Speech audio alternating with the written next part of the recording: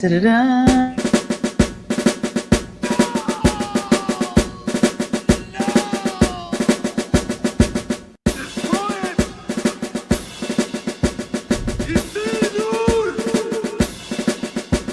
Well, that's a step in the right direction. How's it going, everybody? Welcome back to Gen Z Reviews, episode 66. We are talking about Back to the Future Part 2 today. It's a great pleasure to see this franchise yet again. We watched the first one a few months back with many people of this panel, and here we are. We are continuing the adventure here, which takes place 4 years after the first one came out, but the story is only seconds apart. So you kind of, like, for me, I sort of saw a little bit of that disconnect. A lot of these characters looked a lot older.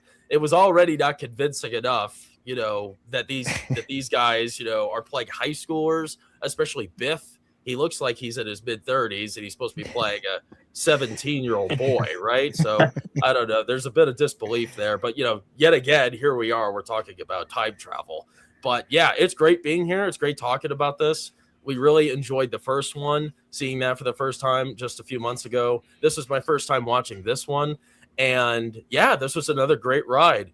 I don't think it measures up to the first one. I've been hearing a lot of people say they like this one more. They think this one's better. I've heard a lot of mixed responses, so I'm excited to see what we all have to say about that. I think that, just like the first one, it's really clever. And I think I'm kind of surprised that it's able to give you so many kind of crazy conundrums and all of these different timelines mingling together and sort of intersecting. And it's confusing, but it's also not really that far off from what is believable, right? And I think that's kind of a challenging feature to capture, is keeping all this time travel with all these alternate realities in check in an understandable fashion. I think this movie does a pretty decent job. Although I think it gets a little crazy towards the end. But if this is your first time joining us here today, we appreciate you guys for joining. The way this is going to work is we're going to be breaking down the movie into chapters. I have 4 chapters here, and we got a lot to discuss. And we're going to break down those chapters, kind of get into them, analyze the story. We're also going to talk about just generalizations about the film altogether. But before that, how are we doing, guys? Thank you guys for joining us. Doing great. Fantastic. Great. Wonderful. Doing awesome, Good. man. Good. So we have quite a few Back to the Future fans here. Is that right? Big fans? Oh, yeah. Oh, yeah. Mm-hmm. Good. Nice. Who saw this for the first time? Was it just you and me, Luke? Wow. Okay. Goodness. All right. Just us. The young Bunch bucks. of youngsters. Yeah. Shame on us. Shame on us. I mean, you have to see it at some point, right? Sorry, that was the I think your laundry's done, dude. Yeah. No, I sit back. No. Yeah. It was a lot of fun watching this for the first time. What was your reaction, Luke, seeing this after catching the first one? I know you said you're pretty excited about checking out the next one already. Oh, man. I mean, this one grasped my attention a lot more. You were just saying how, like, some people like the second one better or some people like the first one better. I enjoyed this one a lot better. It grasped my attention because I already expected, like, all of these crazy things to happen. One small little change in reality can change a whole another reality. So I expected that, but it just made it a lot more, I don't know. It just made it more fun for me, to experience all this, like, for the first time, just the crazy outcomes. Like, even like this movie, so much crazier than the first one. It's like the most insane, absurd, like, outcomes, and actually came to life. So I was having a lot of fun watching this movie. That's cool, man. Yeah, it's definitely gripping. I mean, it feels like there's way more at stake almost. And I mean, this is like, a lot of people give Marvel crap about the stakes. Like, everything is a universal threat now. And in this movie, it seems like that's the case, but it's very real. I feel like that the universe is at stake based on what's going on here. Because you see, this isn't so contained. It's not all just about Marty's family or his town. This is a much larger issue that they got to fix, or everybody is screwed. So that's kind of a big concept to grasp in the late 80s, right? Especially with a story that is, technically more grounded because it's more so about a family and just a few characters than it is like a large scale galaxy or world experience. But what do you guys think? Lifelong fans, how do you guys feel about this movie? Are you real passionate about it? How does it pair against the first one? What are your thoughts? Well, having lived in Florida for a little bit, gone to Universal, rode the Back to the Future ride, one of my dad's favorites. I mean, it has been a long time since I'd seen this movie. I honestly think it is one of the best middle sequences of a trilogy since rewatching it just recently, to where I'm just like, look, I was like getting ready to just right into part 3. I was like, they set it up wonderfully. They gave you so many clues that you find out they filmed it back to back. And I was like, what? So, I mean, it was fantastic. Yeah.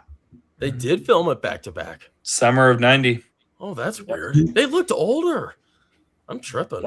Yeah, they shot it back to back with this and the third one, the next one. And for me, it's like basically the same thing. Just seeing where this character of Marty McFly and the character of Doc Brown go into this next adventure. Fun fact: I also lived in Florida, and I also worked at Universal for 5 years. So I didn't get the chance to go on the ride before it shut down. I did get a chance to go on Jaws before that shut down. Nice. The ride's good. The ride's a good time. It was a good time. The ride. Yeah. Did you get to do Twister?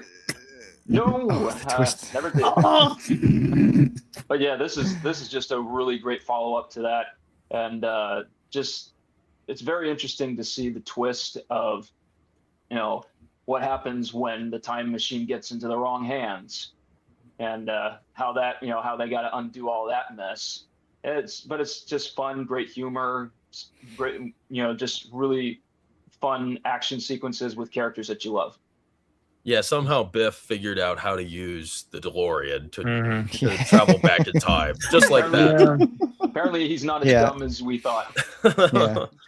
I get why people, gravitate towards the second one in terms of liking it more. I think I personally like the first one the best, and I think the first one is a tighter film, and it's just it's a really well made film. The second one is well made too, but the second one takes a lot of big swings, and there's a lot of like pop culture references that were born from the second film. I think more so than the first one. Like when people reference Back to the Future, they think about the hoverboard, they think about the Nike shoes, the self, drying jacket. They think about all that fun stuff, and the movie really did a lot of cool stuff like that. And it is all over the place, and I think it handles all the elements really well. But if you, because you guys watch these films kind of back to back almost, even if it's been a few months, if you go back and watch the first one again, you'll notice little things just about the filmmaking in the first one compared to the second one, where the first one's just a little tighter of a film, just in terms of its overall presentation. But this second one is very, very close for me in terms of just how much fun it is and all the different directions they take the story. Yeah, it does feel a little looser than the first one. That first one's non-stop. Like, you got to pay attention. Well, I'm going to continue the Florida train, saying that I live in Florida now. I've been on the Back to the Future ride. I've been on the Jaws ride before they, for some reason, got rid of it and Twister as well, though. And this is one of those rare series, definitely made trilogies, where I don't jump around. If I want to watch Back to the Future, I'll watch the first one and end with the third one. I'm not going to really bounce around, but it's such an overly cleverly written movie that it's like, okay, you watch the first one. Well, you're going to love the second one because it's going to have so many of the same tropes. And if you love those, you're going to love the third one because it has the same tropes and everything. Mm-hmm. And if you see what Biff looks like today, the makeup team got him perfect. They saw what this guy's going to look like in the future and said, you're going to be, this is exactly how you're going. Wow. Yeah, I wonder about like the old versions of them now, because Biff and Lorraine and Christopher Lloyd, they all go to conventions all the time. Oh, really? Especially Lorraine, the mom. And I've just now started watching these movies, and I would see them at the cons, but it's not ringing a bell because I didn't pay close attention. Now I want to see what they look like, and I want to pair them up because they look pretty bad as old people. I don't know, dude. I think that Lea Thompson looks even way more, gorgeous now than when she was younger. Her daughter is spit and image, Yeah. man. I love Yeah. Zoe. Absolutely. Yep. Jackson. And Or no, Biff keep going. doesn't look too bad either. What, Luke? I was gonna say you need to meet Biff at one of the conventions and start knocking on his head. I need you to hey, Biff, I want to see what gosh, he'd probably like that. swat you away, but that'd be hilarious Oh to my watch. gosh. You that. People probably try that all the time. Yeah, I bro. know. You got to look up the videos of him at his comedy act singing the "Stop Asking Me the Questions" song, where it's about like how everyone was always asking him questions about Back to the Future, and so he was like, he just made up a song just telling people, stop asking me this stuff, okay? Yeah, they're stuck with these roles, right? I mean, come on, they're going to the conventions. Like people, Yeah. Yeah, that's your buttheads. livelihood now. When You'd you be do nice. when you do a movie like this, you just need to coast from then on. Mm-hmm. Like no one cares about anything else they've done. They've done an iconic role, an iconic trilogy, and they could just live off that fame forever. Christopher Lloyd seems to love getting to go back and play Doc Brown whenever he can get the chance. I mean, he did it in that Million Ways to Die in the West movie. Yeah. Oh, yeah. No, I didn't see that. Yeah, I think it's that's like just a a- comedy. Seth isn't it? MacFarlane. It is, Yeah, yeah. Seth MacFarlane. Yeah, He's got a Yeah. little cameo as Doc Brown in it. Yeah, He also did the it- same thing in an episode of Raised in Hope as well. It was an episode about a DeLorean. And it was like, oh my god, it's Christopher Lloyd here. Yep. And Let's even just like, hope and pray they don't make another one. Oh, We they're don't need a part 4. Well, they can't. They can't right because- now. Yeah. Because they're contractually bound not to do it until after Bob Zemeckis and Bob Gale have died. Whoa, Okay. crap. Wow. Clearly, we haven't watched the movie The Founder about the making of McDonald's, where the guy said contracts Yeah. are like hearts; they're meant to be broken. You could Yeah. just throw money at someone. Yeah, that's a good That's Yeah. one of my favorites. I It was a love great that movie, yeah. Yeah, The Founder. He's so good in that. Oh, yeah. But in case people that are watching haven't seen Back to the Future 2, I imagine all of us are probably going to recommend it by the end of the stream. But a little bit about the movie. After returning to 1985, Marty McFly and Doc Brown blast off to the year 2015 to fix the future of Marty's family. But when the DeLorean falls into the wrong hands, Biff Tannen travels back in time and creates a dark alternate reality where he rules Hill Valley with an iron fist. Marty and Doc must now navigate multiple timelines, outsmart their past selves, and restore the original timeline before it's lost forever.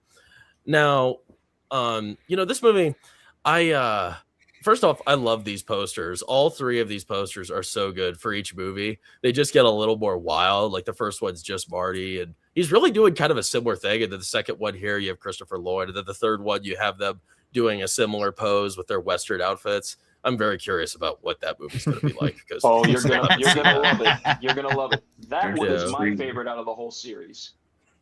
That's your really? favorite. Yep. I couldn't tell you which one's my favorite now after rewatching 2 because it's so good. I remember endlessly watching 1, multiple times watching 3, but not rewatching 2 until, this past weekend. Yeah. Oh man, I couldn't tell you which one. I'm gonna pass. All of them, the whole trilogy. The whole trilogy's. I love all the backs. 3 is great. 3 is great because there's a lot of setup and payoff from 2 into 3.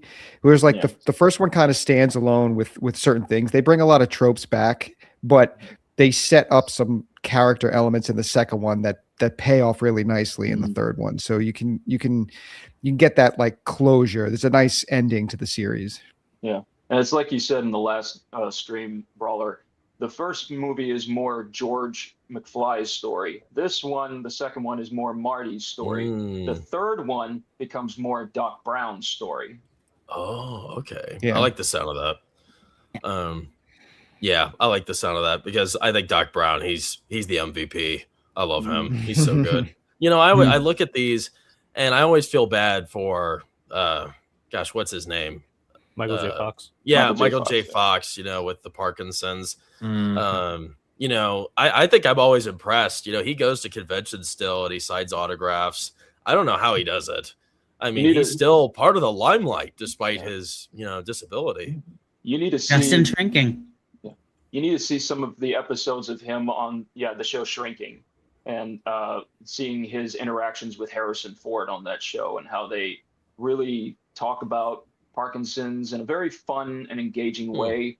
They still acknowledge the struggles, but they also know how to make jokes about it and have fun with it.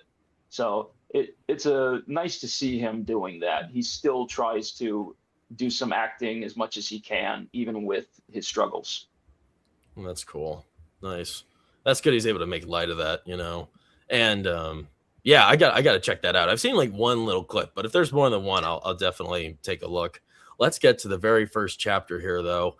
So yeah, chapter 1, just seconds after returning home from the first film's time-traveling adventure, Doc Brown, Jennifer, and Marty blast off to October 21st, 2015. So pretty far in the future. It's in the past for us, but it's far in the future, from 85, in a race to save the future of their children. Here they see a high-tech hill valley full of flying cars, hoverboards, and robotic service stations.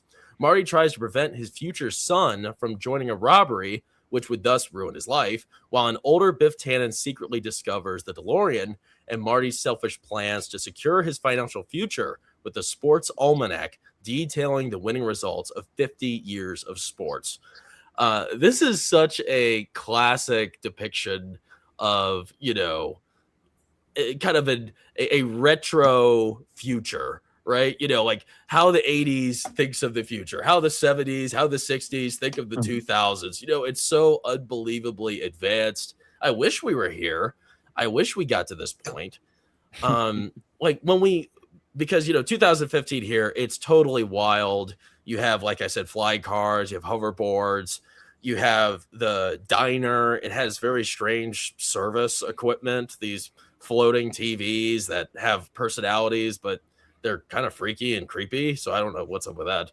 But, it's a very strange situation. Everybody's dressed really weird. As per usual, everybody's wearing these vibrant clothes and, very clothy, long fabrics. I don't know where they got these thoughts and ideas from. But when we get this glimpse into the future, was there anything you guys pulled that seemed accurate? Like, were you able to see any bit of 2015 in here? No, okay. So seeing this when it first came out, like if you want to talk about looking at it through a contemporary lens, so you talked about the diner scene, like the Cafe 80s.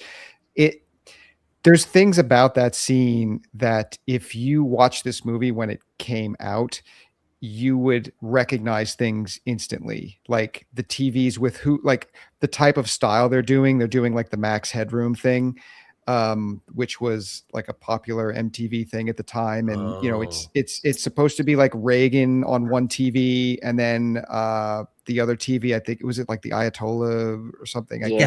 Whoever it is, like, but it's like these things that when the movie came out in the late 80s, you'd recognize this as something that they're doing like a futuristic throwback to, so for me, like I always thought that stuff was really funny and cool how they portrayed it. But the one thing that I locked on, because this movie came out when I was like, I think 9 or 10, I saw the hoverboard and I was like, everything else, it was just tunnel vision. I just wanted a hoverboard. And that was, that was the coolest thing I had ever seen when I was a kid. Do you have a replica hoverboard? I might. Oh yes, I got the iridescent hat too. It's actually on. Man. It's on my set. It's in the back. If you notice in the background, it's sitting on the set. That's sweet, man. Wow, I have a lot of memorabilia from that movie. More so for the second one than the first one. I bet you. Yeah, because your jacket's from the second one, right? Yeah, I have the jacket. Okay, yeah. Nice. Wow. What were you gonna say, Ian? Well, I was saying, I bet he wanted the Pitbull hoverboard, not the little girl's hoverboard.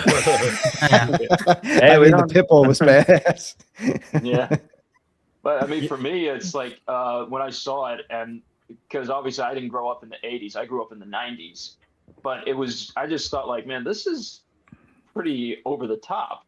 How did they come up with all these crazy ideas and designs for the hoverboard and also the clothes? It's like, what kind of imaginations do these guys have? Now I'm probably thinking all these years later, what were they smoking? But It's like smoking or pills or something. Who knows? But it's really fun looking. Honestly, there's a part of me that does kind of wish we had a future that looked more like that, where the clothes, as ridiculous as they are, actually happen. The hoverboards, maybe not so much the cars, the flying cars. I mean, those would be. Are you cool. kidding? I'm gonna fly to London. That sounds but better. it's like, Drive to London. but it's like Yeah, you're not driving there.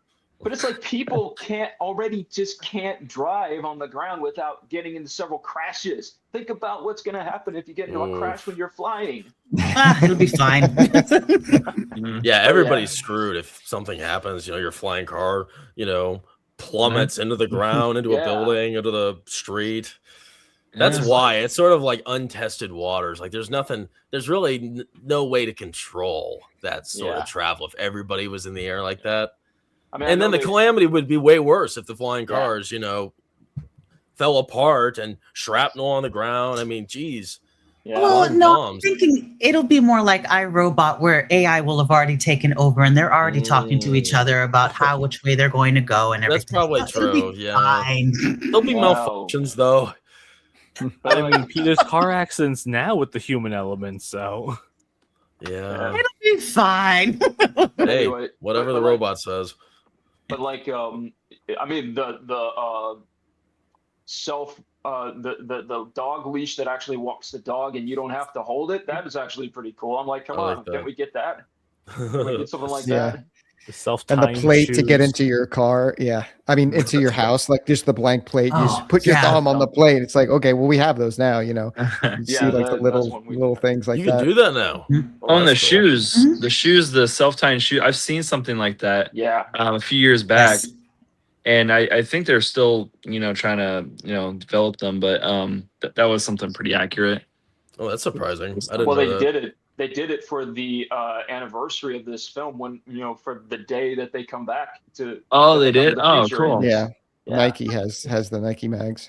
Yeah. Oh. But it's just really cool to see this opening sequence, which they just jump right into. It's not like a lot of build up. They just immediately jump right into a reenactment of the scene from the diner in the first film, but now it's in the future and it's even more fun. Yeah. I think one last thing before we move on. I'm thinking about it. Ian, you said you're a 90s baby. I wish I was a 90s baby. It's like I'm collecting tapes again. I've got one of my prized possessions is my VCR CRT TV. What is it? One of the Toshibas. I love it. It's a prized possession. Take me there, please. I want to go to the old McDonald's experience with the arcade games and the lobbies with the playhouses. I want that. You know why they got rid of those? Liabilities, I bet, right? Well, not just that, because I remember hearing a story about how, and one day at a McDonald's, a kid was found dead in one of the ball pens. They took him out. He had all these little bite marks all over him, and they took out all the balls. Found out somehow a bunch of baby rattlesnakes had gotten in there. Wow, that's freaky. Yeah, so they were like, we don't know how this happened. We don't know how the rattlesnakes got in there, but we might have to just get rid of it. And it's sad because those were some pretty fun things and pretty fun times. I mean, I don't know. I think Chick-fil-A might still do it. I think they still have play pens in some of their restaurants. I just think, I brought that up because, the 90s or even the early 2000s when I grew up, everything was still pretty colorful and expressive, right? And, we still had some of those things. We had playpens and we had like McDonald's with the arcade games. We had the Toys R Us's. There was still a lot of color, but, I do not remember the arcade machines. You don't? I do. Yeah, they had them. Yeah. But the reason why I bring that up is like I could see how people in the 80s could think of get a glimpse of the future and consider it being so colorful and vivid and expressive because of how much it was in the 80s, right? Right. And now you look around and everything's so sterile. It's dead, sterile, gray, uninspired, bland. Yeah. It's a shame. We got to bring it back. Yes. It's up to us to bring these things back. Yeah. Exactly. You know, something I thought was funny about this movie was, first off, they recast Jennifer's character, which I was disappointed. I liked the first actress, and then this new actress, she's the one from Karate Kid, isn't Elizabeth Shue. Yep, Yeah, I love Elizabeth Elizabeth Shue. Shue. I thought she's way better. Yeah. Much better actress for this part. Yeah. Why did they Yeah. recast her? What happened? Because the actress who played Jennifer in the first one, her mom was diagnosed with cancer, so she couldn't come back. She had to take care of her mom. Okay. That's sad. Yeah. Well, that's a Yeah. good reason. That's a better reason than contract dispute or something like that. Yeah. Yeah. The Now typical. that unfortunately is what happened with Crispin Crispin. Glover. Yeah. With who? Yeah. Chris, the Crispin dad, Glover. George McFly. Mhm. Different Really? actor. Oh. Oh, you didn't realize that's a different actor? Really? No, I I didn't realize noticed. that Yeah, either. I mean, I thought they had similarities, but I was like, well, yeah, he had that's such not a the same guy. small role in this. You know, he was. I know. Yeah, well, that's the actor. There was like a big falling out with him in the production, so they recast him. They put him in the makeup, and then they turned him upside down in the like his whole role in the film. He's hanging upside Oh down. yeah, on that's that right. thing. So you can't even tell that it's not really him. And then there's flashbacks of him in the movie to the first film, but if you notice, they don't show his face. It's just like kind of over the shoulder shots or like far away shots because they couldn't legally use his likeness in the second film. Wow. I had So- no idea. Yeah. They did Yeah, a so good he's job. got- It worked. Yeah. Yeah. Man. Well, the reason why I brought up Jennifer was I think her role in this is funny because, you know, at the end of the first movie, it looks like she's going to be an integral part of the second one. You know, she's thrown into the adventure. And right off the bat in this beginning, she's totally discarded and you don't see her at all. So what do you think? What was her role in this movie? And why did they do that to her character? Well, I mean, she was already at the end of the first one and got in the car with them, and they shot off. See, the thing was that when they made the first one, they didn't really think about doing a sequel, even though they ended it on a big cliffhanger. They just thought, probably going to be a one-up. No one's really going to like it as much for it to deserve a sequel. But apparently, the audience thought otherwise. They're like, we want to see another one. So they kind of had to just pick up where they had already left off, and she was already in the car. They didn't really know how to make the story work with her, so they just basically, like you said, discarded her. And it does kind of suck because it would have been nice to see a little bit more of her going on the journey with them and being proactive in the story. But overall, the movie still works even with what they did. Yeah. I thought it was strange though. I was kind of excited to have this, this extra variable involved because, we already had Marty and Doc. We saw how they reacted to everything. And obviously, I think, well, obviously, she reacted pretty poorly and, passed out. But, it was really funny to me how she was just totally uninvolved the entire movie. And I think it's like, there's no way in hell you could get away with doing something like this to a female character again, especially Doc Brown to shut her up. He just gassed her. He pacifies her. It's like, oh my gosh. One of the heroes pacifies her and renders her unconscious and then leaves her out by a dumpster. Oh my gosh. That is insane. I wonder how much she got paid for just like sleeping and like fake sleeping the whole movie. Does her character have a role in the third one? We can't spoil that for you. Oh, yeah. I appreciate that. All right, you got to see it to find out. Yeah. Didn't she learn about the accident that Marty had? And then that's why he backed up. She does learn about it. She learned about it because that was her purpose, and is to tell him about that later on. Yeah, a lot of setup and payoff into the third film with that. Yeah. Okay. I thought like part of her not being in the story as much, I thought it sort of added like a little bit more tension and stakes into this like jumble of issues. You have all of these terrible kind of ripples in time where, one timeline is screwed up. So they have to go back and go back or forth into the future, into the past to fix it, and then something gets screwed up there. Then in the meantime, in the background, her character is left here, and she's left in the past. And there's not really, it's so funny that they don't go back for her, right? They just leave her there, assuming that the choices they make to alter the present are going to fix her problems, and she'll just immediately, I don't know, go back to normal. It's pretty wild. They just assume that's going to happen. The world will just change around her. Oh my gosh. The world will just change around her. That's insane. Oh gosh. Well, you know, with this movie, you definitely have to see the first one. This is not a sequel that you can skip the first film. I really don't think so. I mean, they call back the first one so many times.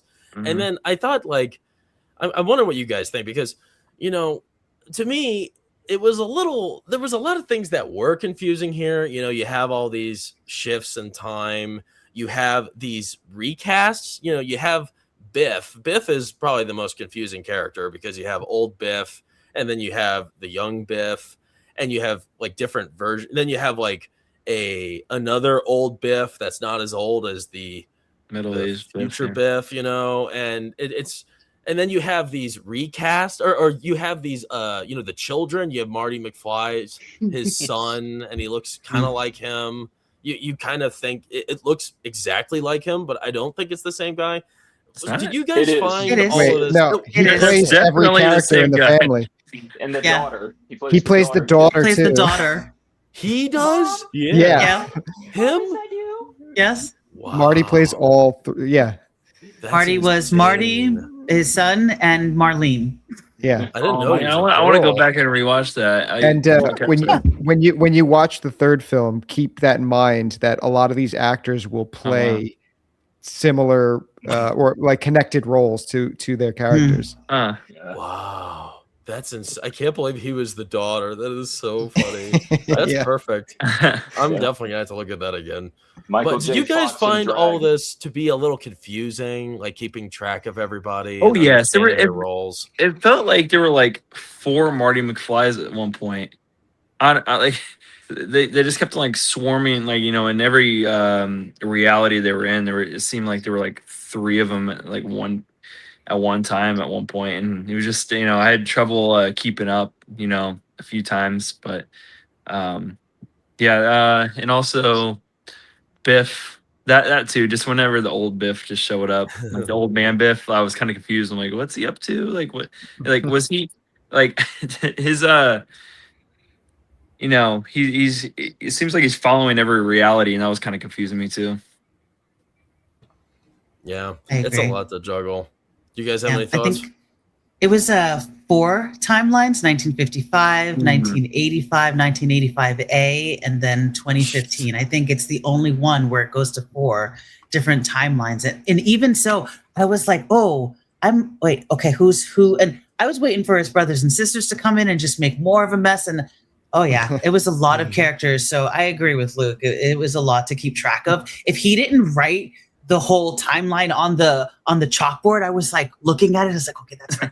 Okay, we're creating okay. And then like I had all of the numbers going around my head. It was fun. Yeah. Clever exposition. Yeah. Did we meet Biff's, or the rich Biff's other 2 stepchildren, or? You know, it's actually interesting that you mentioned that, Rachel, because there is actually a deleted scene that they'd shot but they didn't use, where Marty does bump into his brother out on the street, and his brother is living homeless, but they cut it out, I guess, because the same actor who played his brother, you know, Jimmy Olsen from the original Superman. Yeah, it's like when he's like wandering through the city amongst all the biker gangsters, he bumps into this random homeless guy, and it's his brother. And then he asks him, wait, where's dad and mom? And when he mentions his dad, his brother kind of gets like worked up, like, what are you doing bringing up dad for? And he, you know, walks away all frustrated. He's like, what? And he's like, where's mom? And he points to the Biff's hotel. Yeah. Right in front of him. But they cut it out, I guess, because they figured it's taken up too much time. That changes the tone a lot. I think it would have changed the tone of the movie a lot, which is probably why they cut it. I was gonna say that sounds really sad and really just takes it down a notch. I don't want to be sad watching this movie. No, you want to see big implants when you go up to the tower, so you smiled. That's World War Joe's favorite scene. You're so big. Yeah, that was weird. Him saying that to his mom.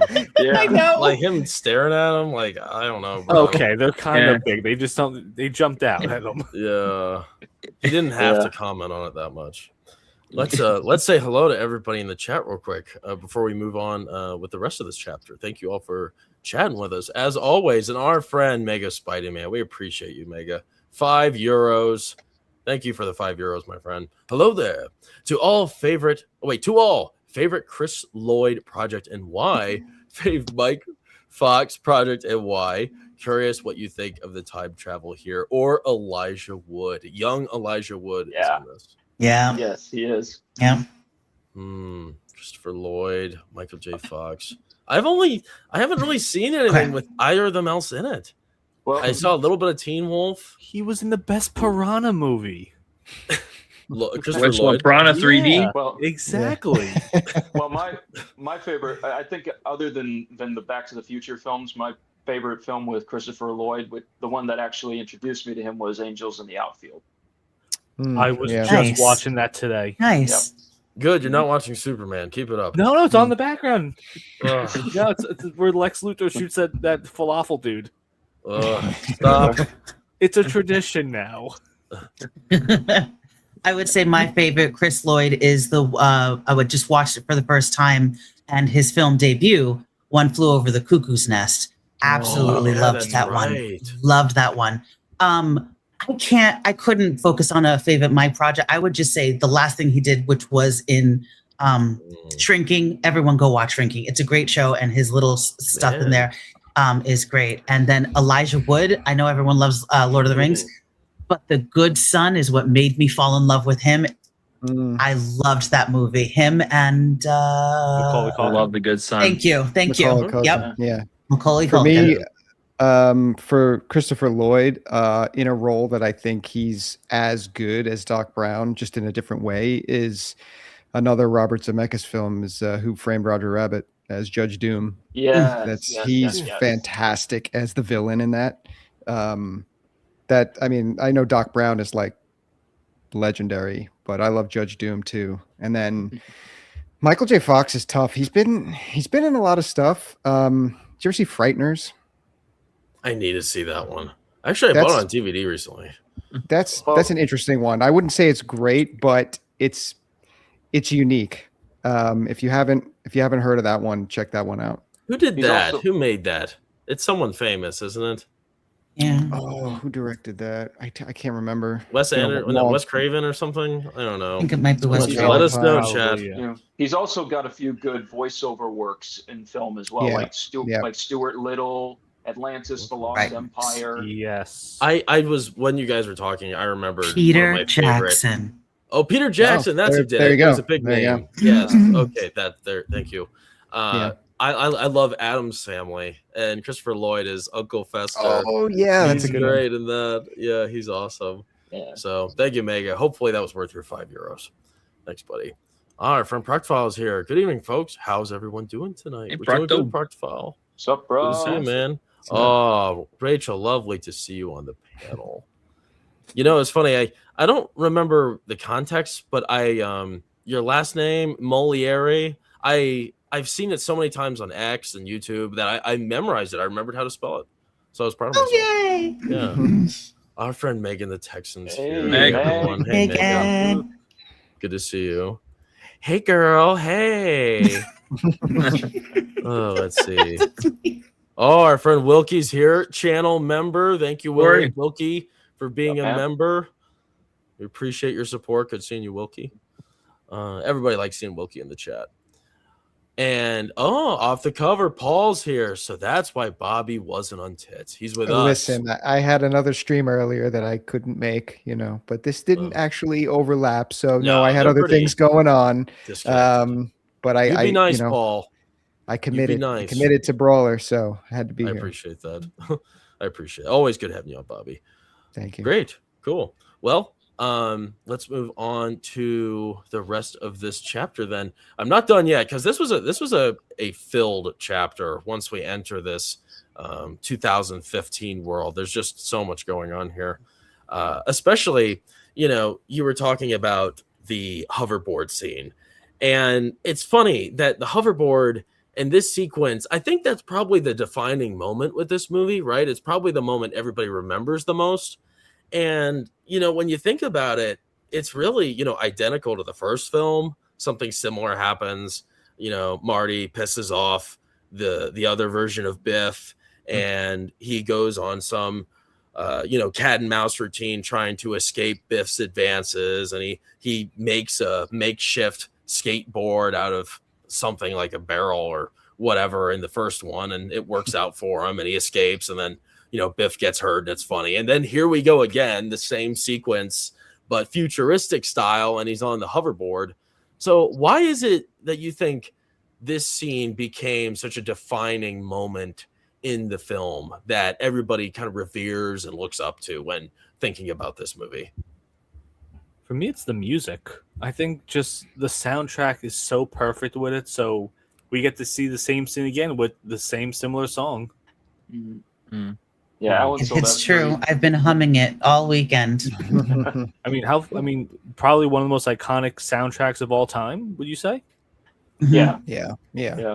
And like the scene in the first film is iconic in its own right. So it's fun to see them take that idea and flip it on its head and just make it interesting in a different way. With like just the idea of the hoverboard is super cool on its own, but there's a familiarity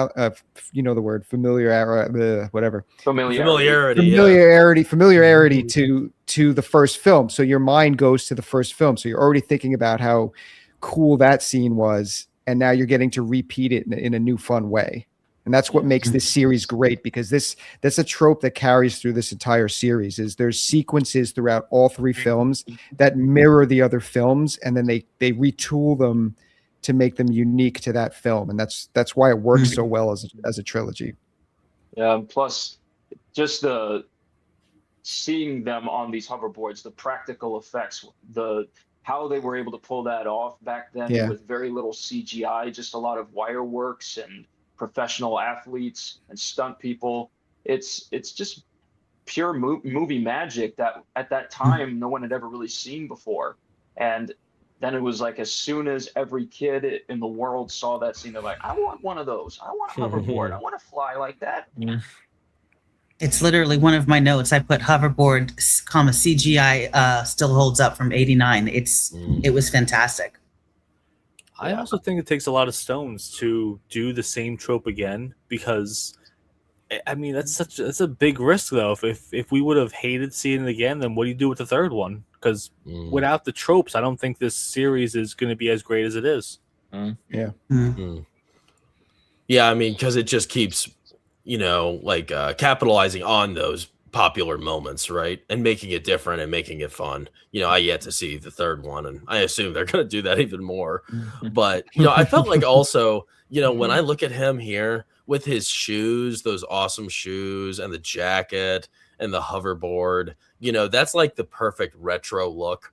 If I'm thinking of like retro futuristic, I'm thinking of this. Kind of screams that, and it's just such an iconic brand almost.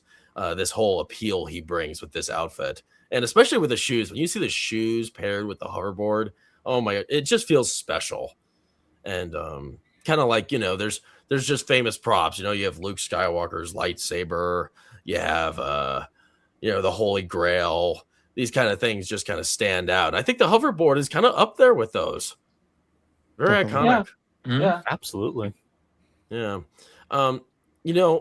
We lightly touched upon it, was Marty's family. That is the funniest thing ever, that he played his daughter. I'm not going to get over that. That is so hilarious. I didn't know that. I thought she was pretty ugly, and now I see why. Yeah, I was wondering, there's something off. Yeah, her voice too. That explains it. Yeah, exactly. She didn't have very much screen time. Mom, is that you? Hello. Man, Zemeckis had some balls doing that. But why did his, like, something I kind of understand, but also am left sort of questioning, is how his family and himself, Marty, turned into kind of deflated, downgraded versions of themselves. Do you guys have any insight on that?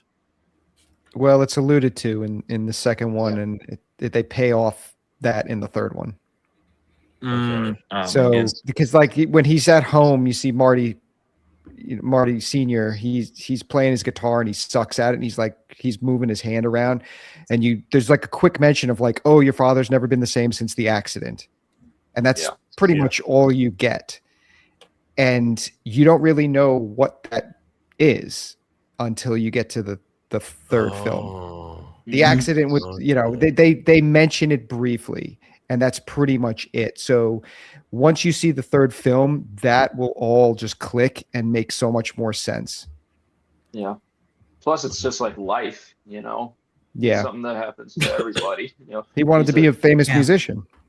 Yep. And now he's working a basic office job, that he clearly doesn't like, and has to deal with people that he doesn't want to have to deal with, that he can't stand.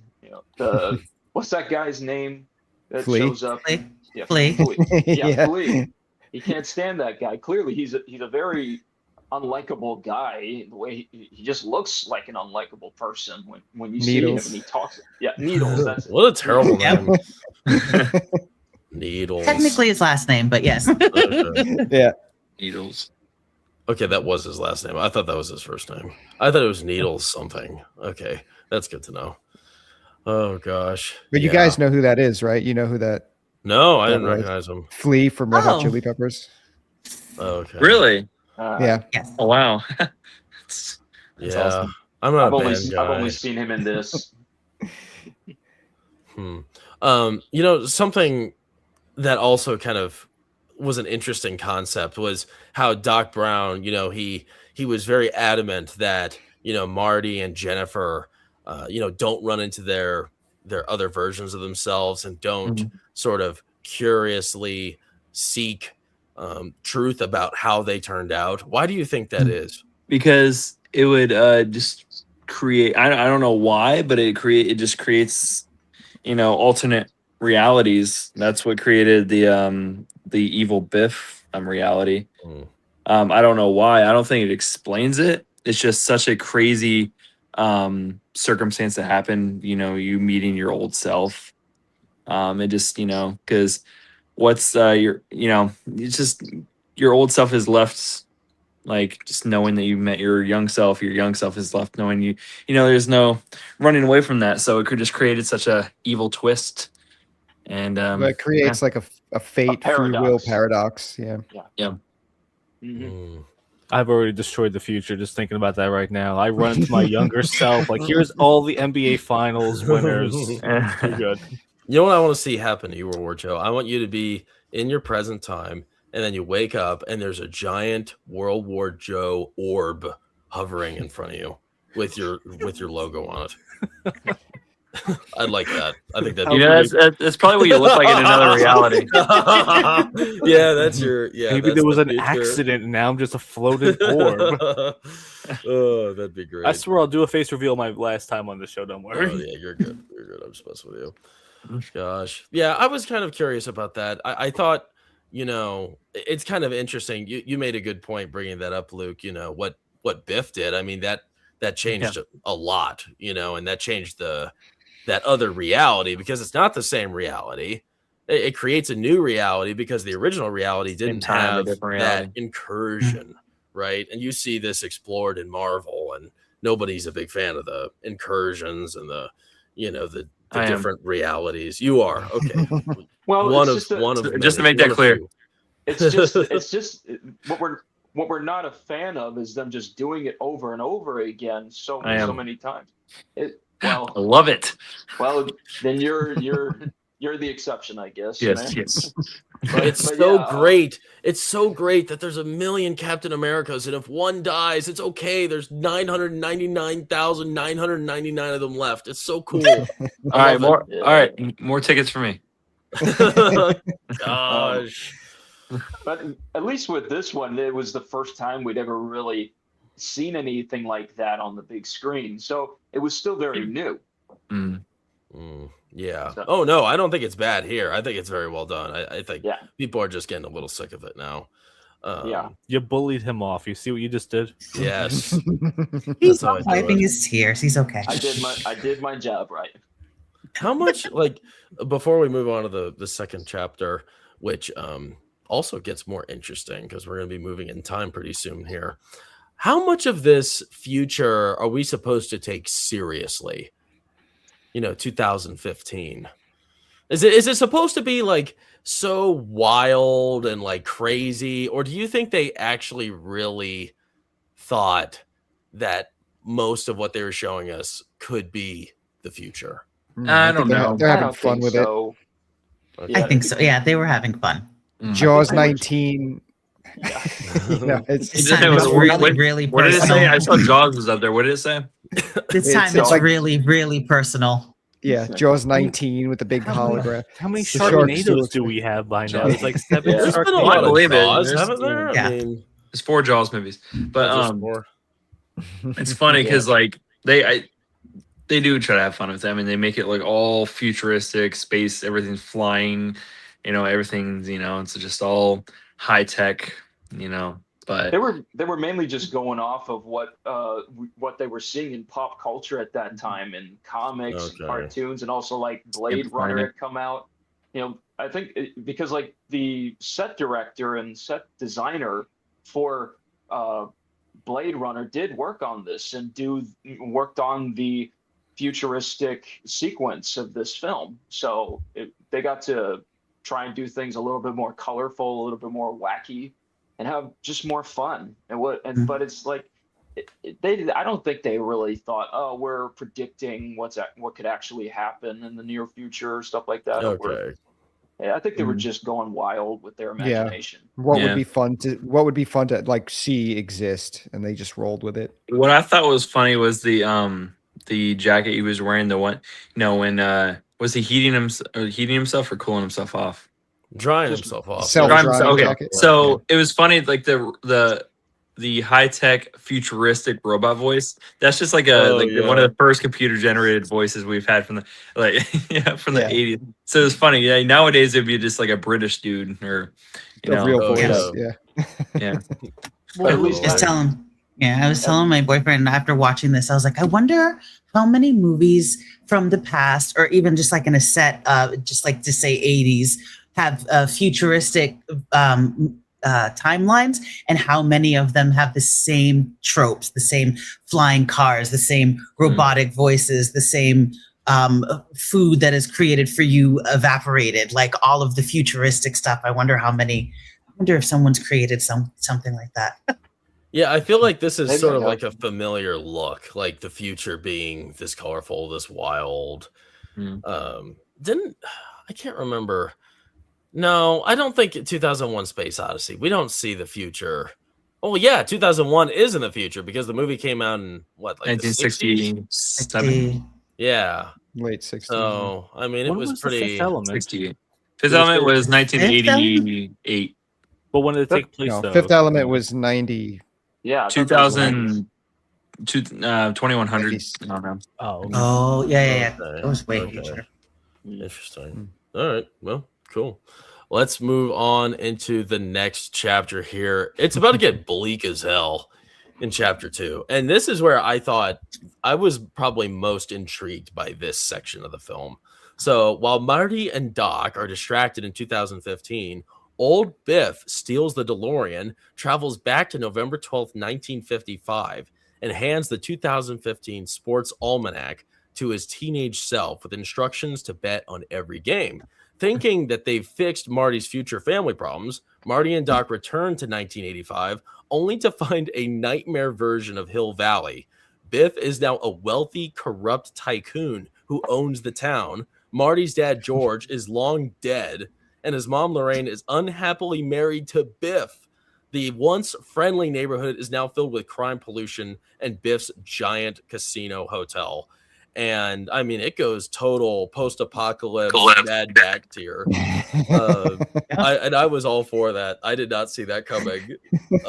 This is where I'm like, man, I wish we spent way more time here because this was a lot of fun. There really wasn't any future, though. I mean, I don't see how Marty or Doc could have really done anything helpful in this timeline. Something that I think was kind of funny about this sequence was, before we enter this alternate timeline here with, 85, where, all hell has broken loose. The Doc, he keeps leaving the DeLorean kind of unattended. And I don't really get that because, given how detail oriented and meticulous Doc is, why doesn't he try to keep the DeLorean more safe, unseen, and secure? Right? Keep the keys in his pocket. Low crime in the future, it looks like. I don't get it. Like, it's just kind of funny that, he's so anal about all these things, but he leaves the DeLorean just kind I of blame Marty. Marty was the one who walked away. Yeah, Marty was supposed to be keeping an eye on things. Oh, was it? Yeah, that is true. Yeah. Okay. Maybe it was on purpose. Maybe all this was supposed to happen. Like, Yeah. Well, I mean, the Doc, he's totally cool. I mean, I believe there was a few scenes in this movie where he's kind of got it just right in front of everybody. I mean, it's not like he's really hiding it. It just seems kind of, I don't know. you just can't fly it during daytime, right? Yeah. Oh, that's right. Well, he says that. True. Well, the DeLorean, it's a bigger, to hide it in the 50s in the first film, because that's where most of the movie takes place. Hiding it in the 80s is not as big a deal because DeLoreans exist in that time. So. Yeah. That's a good point, because in 2015, all these flying cars exist too. That's what it is. Yeah, and the DeLorean it blends flies right too. in. So it's just a retrofit. Like the way he describes it in the movie is like, oh, I had a conversion done. It's like, okay, somebody would have a car that was, a 2015 new model, but someone might take a car from that's 30 years old and retrofit it for flying. And you could, like you see in that scene in 2015 where people are flying around like Jeep Wranglers and stuff, like, and the way they look now, or the way they looked in the 90s, basically, so it's not that far of a reach, I think. That's a good point. That makes a lot more sense now, because I thought he was just kind of like shown in front of everybody. I'm like, crap, guys. I mean, it's right there, but duh, of course, there's all these flying cars. Why not? Blends right in. But that's different, obviously, in the 50s. That makes no sense. So that would stick out like a sore thumb. That's cool. Could you guys see, like, realistically, if a guy like Biff was given this new lucky almanac, which is able to, be a source of, profit and, power, I guess. Could you see this, like, realistically, if somebody in real life was given this opportunity to foresee, the outcomes to a lot of these sporting events, could you see them being able to dominate and gain as much control and power as Biff was able to in this situation? 100%, but he has to be secretive about it.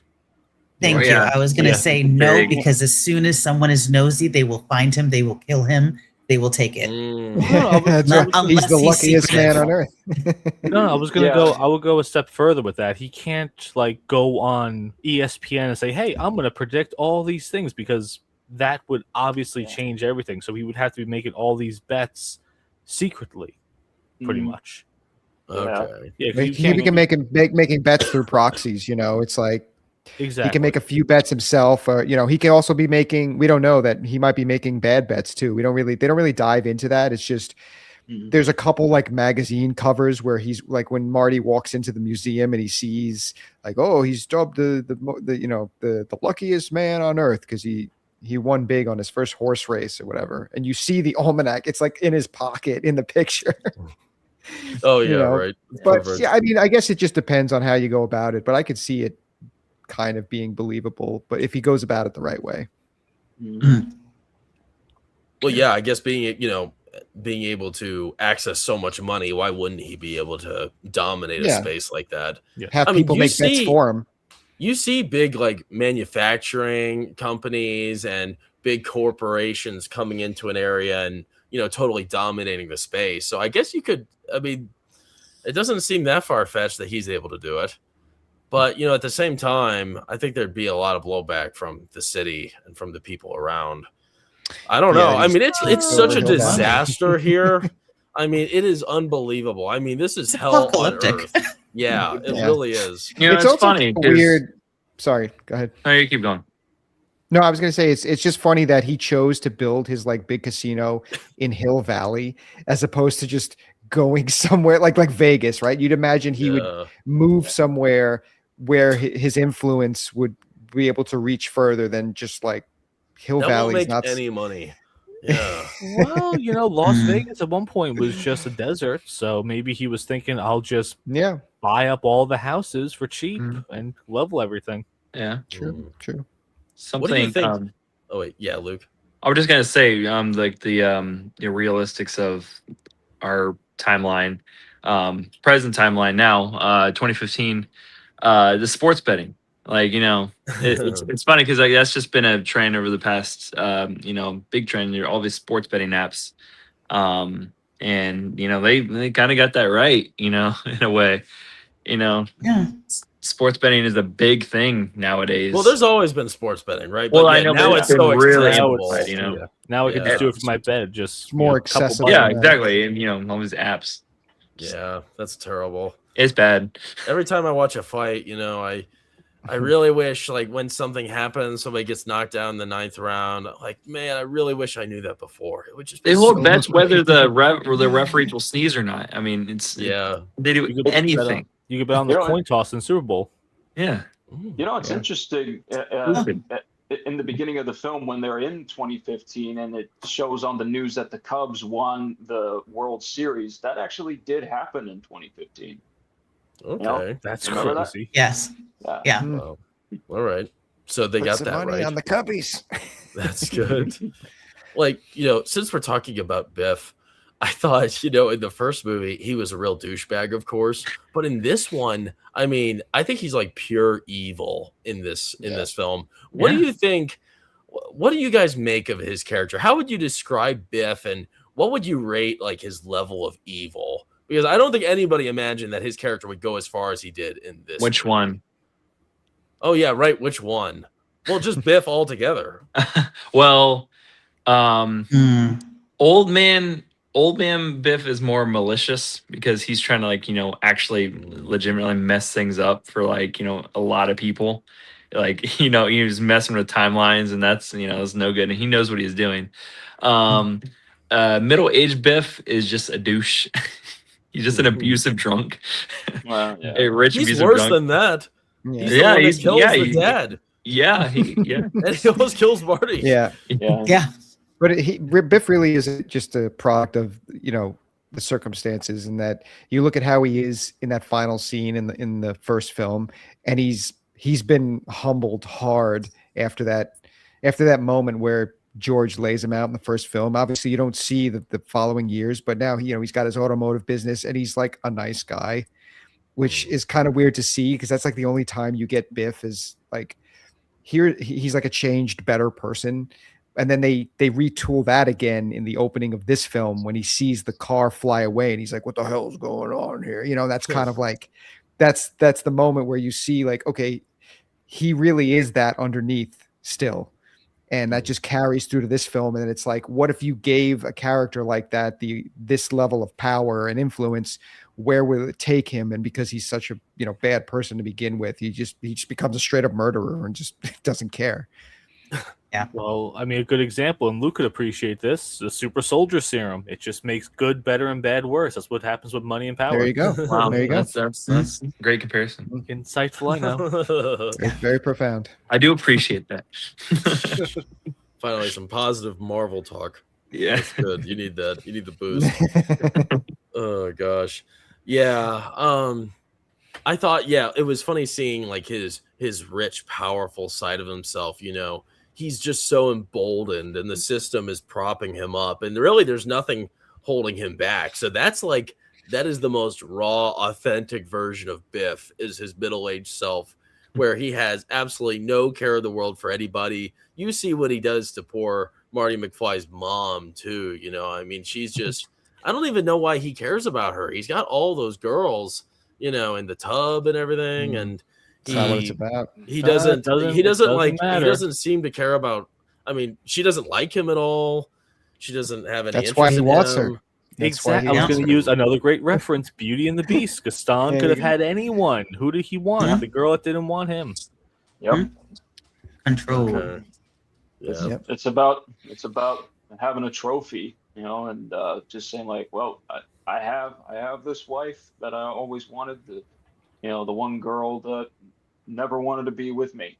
So it's typical. It's just typical bad guy behavior.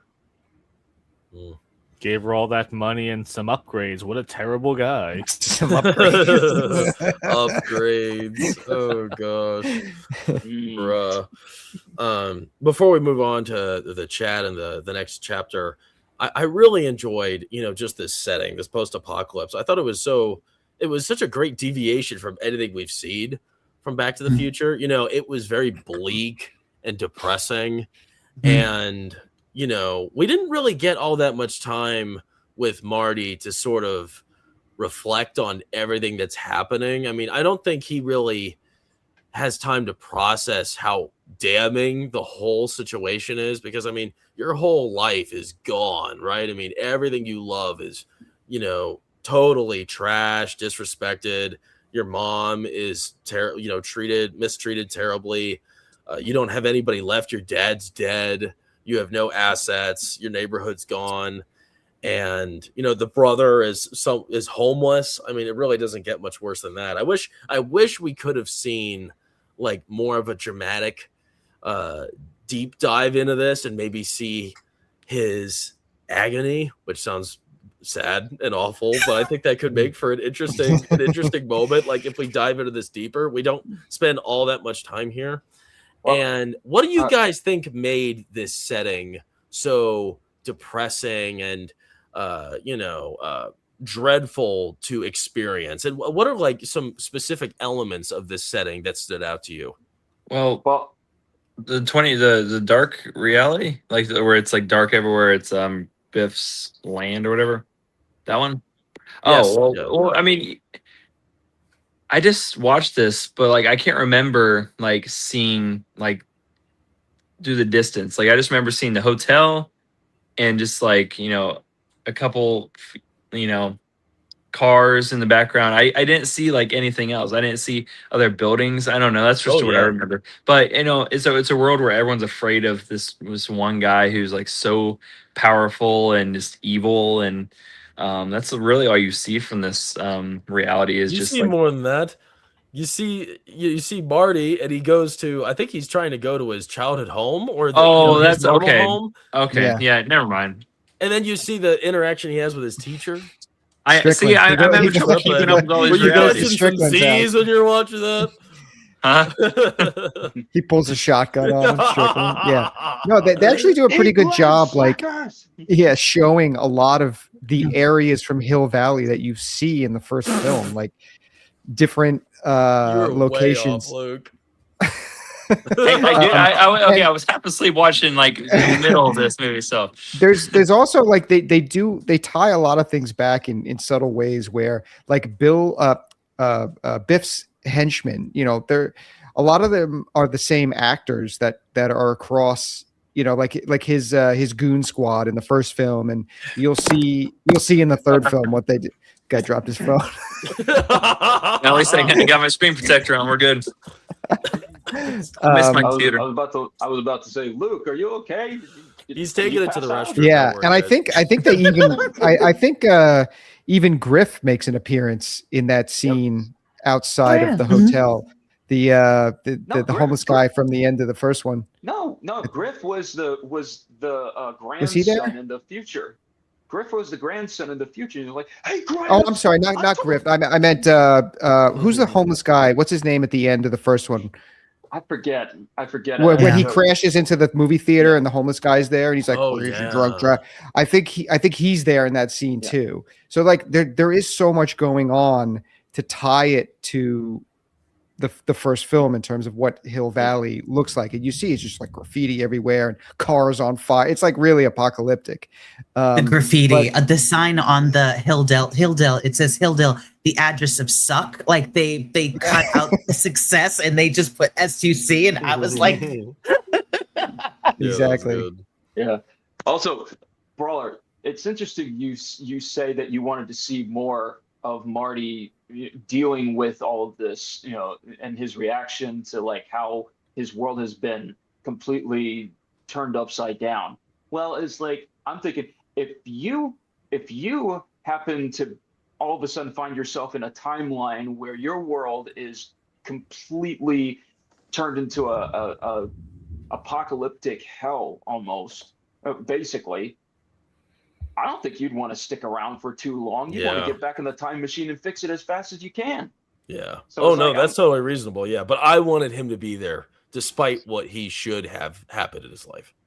Yeah. Nah. He does spend a fair amount of time kind of obsessing over the fact that his father is dead. You know, that becomes like a big thing for him in that timeline. He's obsessed with it. Like even when Doc is explaining to him like the skewed timeline and everything like that, he's barely paying attention. He's just looking at the newspaper about his dad, because his dad was such a central figure in the first film. So that like hits him pretty hard. But then they have to move along. They have to get into their plan about what they're going to do. They got to get the almanac back. They got to go back to 1955, you know, so they can't spend too much time there. So I can understand why, like the first time you watch it, you might feel, okay, this might feel a little rushed, but you know, if you go back and watch it again, you'll see they do cover a lot of ground in that alternate timeline. Yep. Okay. That's good to hear. Yeah. Maybe I was like Luke, you know, I was on something and I was a little loopy. Yeah. What's going on in this chat? I can't see it from my phone. Emperor Goa says, I'll have whatever Luke is having. Yeah, dude, it's good. It feels great. Shit. Luke just dropped acid for me. He got into Needle's stash. Oh, so they're having fun, aren't they? They're having fun. Oh, and Emperor Goodwin, he's already in his post-apocalypse. That's his life. He's already there, Ian. He's already there. Don't worry. That scene immediately to answer your question, Brawler, is like, what would happen if a selfish person who was rich didn't care, and just like that would there's your your view of it. And I immediately, upon rewatching it, saw the tower, and I was like, oh, they copied the Trump Tower. I know, right? I was thinking, like, of course, if this was modern day, you know who it is. Yeah. Of course, it's him. Even with his like hairstyle in front of everything, I was just like, unbelievable. Wow. So many people have brought that up in the last few years and everything. So it's been going on. It's been going on for a while. It's nothing new. Yeah. I think what sort of like stood out to me that kind of hurt when entering this world was two things. One, I thought the introduction to this post-apocalypse was really intriguing when he goes into the black family's house. You know, he thinks it's his house, and you know, it's kind of a desperate moment, and they played off for laughs a little bit, but I thought it was kind of like sad seeing like the living situation that family was in. Obviously it was poor conditions, and you don't really understand how bad it is until he steps out and you're like, whoa, crap. I mean, they're living in squabble, right? There is nothing good going on here, and they're just hanging on by a thread. And then the other thing is when he sees his teacher, and you see just how violent it is there. Oh my gosh. Like, first off, he pulls a shotgun on him, right? And he's going to blow his balls off if he doesn't get off his horse. And even worse than that, you got people drive by and they shoot at him. They could have killed him. And this is like a normal thing. It's like, geez, this is hell on earth right here. Yeah, he's like, eat lead, slackers. You'd be one of them, man. You'd be one of them. Oh gosh. I would be. I'd be one of those guys. You'd be one of them. No, you don't want to say, hey, Jackson, you don't want to say that to Ian. He'll give you some lead poisoning. You never know. Nice. I did work in a gun shop for 2 years. Wow. See, you would fit in really well. That's great. Any final thoughts on this chapter before we move on and say hello, everybody? In the Yeah, chat? I just don't understand why it was only the hotel, like in that whole universe. Like, Oh my gosh, bro, that was bad. There's so many realities. I mean, it was a lot to soak in one day. It is a lot. That's fair. It's easy to mix them up too, especially when you have all these characters. It's the same guy. He's wearing a different hat here, and supposedly that means it's 30 years in the past or whatever it is. It's like, geez, it's pretty complicated. That's fair. Let's see what everybody's saying here. Oh gosh, Emperor Goodwin, we've all been there. You can't imagine my shock when I walked into Rachel's place thinking it was mine. Yikes. How'd that go? I don't know if I want Goodwin in my place. You're welcome. I don't know. We'll have to discuss that. Oh, that's funny. Emperor Goodwin, I traveled back in time for this. Yes, you did. Oh gosh, let's not speak of what I did to Marty's mom. Oh God, come on, man. Be nice, Goodwin. Be nice. Parked file. Biff would have to play his cards real smart, which definitely isn't in his character. And you'd have to wonder about how long that almanac would be reliable. Like, it'd be perfect, wouldn't it? Well, it literally says all the way up to 2000, the year 2000. Yeah. So yeah, it's already sort of like it's antique because it's 2015. That really doesn't matter at all. Like, that's junk. Like, we wouldn't use that. There's no purpose for that for someone in 2015. 15-year-old almanac. Old TV guide just to see what time they had the Rockford Files on or something. So yeah. Let's see. Squabble. Yeah, squabble. I mean, that's a normal word, right? Squabble. I think you meant squalor. Oh yeah. You're right. It's squalor, not squabble. That's wow. That's a bad Squabble is just an argument between people. Squalor. That's correct. My bad. Imagine living in Scrabble. Yeah, Scrabble. Yeah. All right. Keep it coming. And for a good one, Biff would change the timeline once he started using it, so the almanac would become increasingly incorrect. That's true. Well, no. If he was published how would that change the course of sports history? Right? I don't think that would overlap. How many times have we been in the situation where one tiny little thing changed the course of reality? Well, wouldn't that have to be more about like if he stepped in and intervened during a play? That's what I was going to say. Yeah, if he was at a specific game doing something specifically, then yes. But if he bought a team and started making changes to a team, or like, he'd have to have some kind of impact on the game. What if he tweets at LeBron James like, "Hey, score this many points"? Then what if he tries harder and breaks his leg or something? Also do these things and be completely silent throughout it.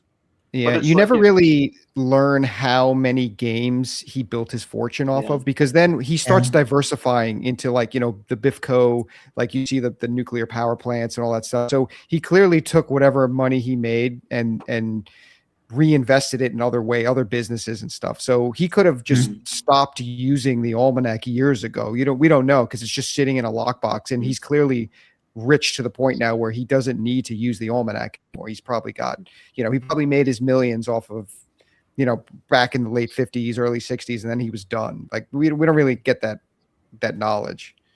So apparently Biff is, like I said, he's smarter than we thought. Or he paid the right people to do the decisions for him. It's not really in line with his character, but which is also smart, if you think about it. Yes, that's a good point. Get the right people. Yeah. Bartfall says, best case scenario, he makes one big bet and gets away clean. Yeah, that's a good man. You wouldn't want to stop there. He's dumb. He's not that smart. Well, they say he becomes a millionaire on his 18th birthday betting on a horse race. So he literally becomes a millionaire from one race. And plus $1 million back then in the 50s. 1955. Yeah. Okay. That's like $1 billion, maybe $100 billion today. I don't know. Carries over well. Let's find out. What was $1 million back then? There he is. Let's move on to the next chapter here, chapter 3. Marty and Doc, they meet again and piece together what's happened. Doc explains the timeline has been altered and pinpoints the moment where it all went wrong. They must return to 1955 to steal the almanac before Biff can use it, thus shifting the intended future.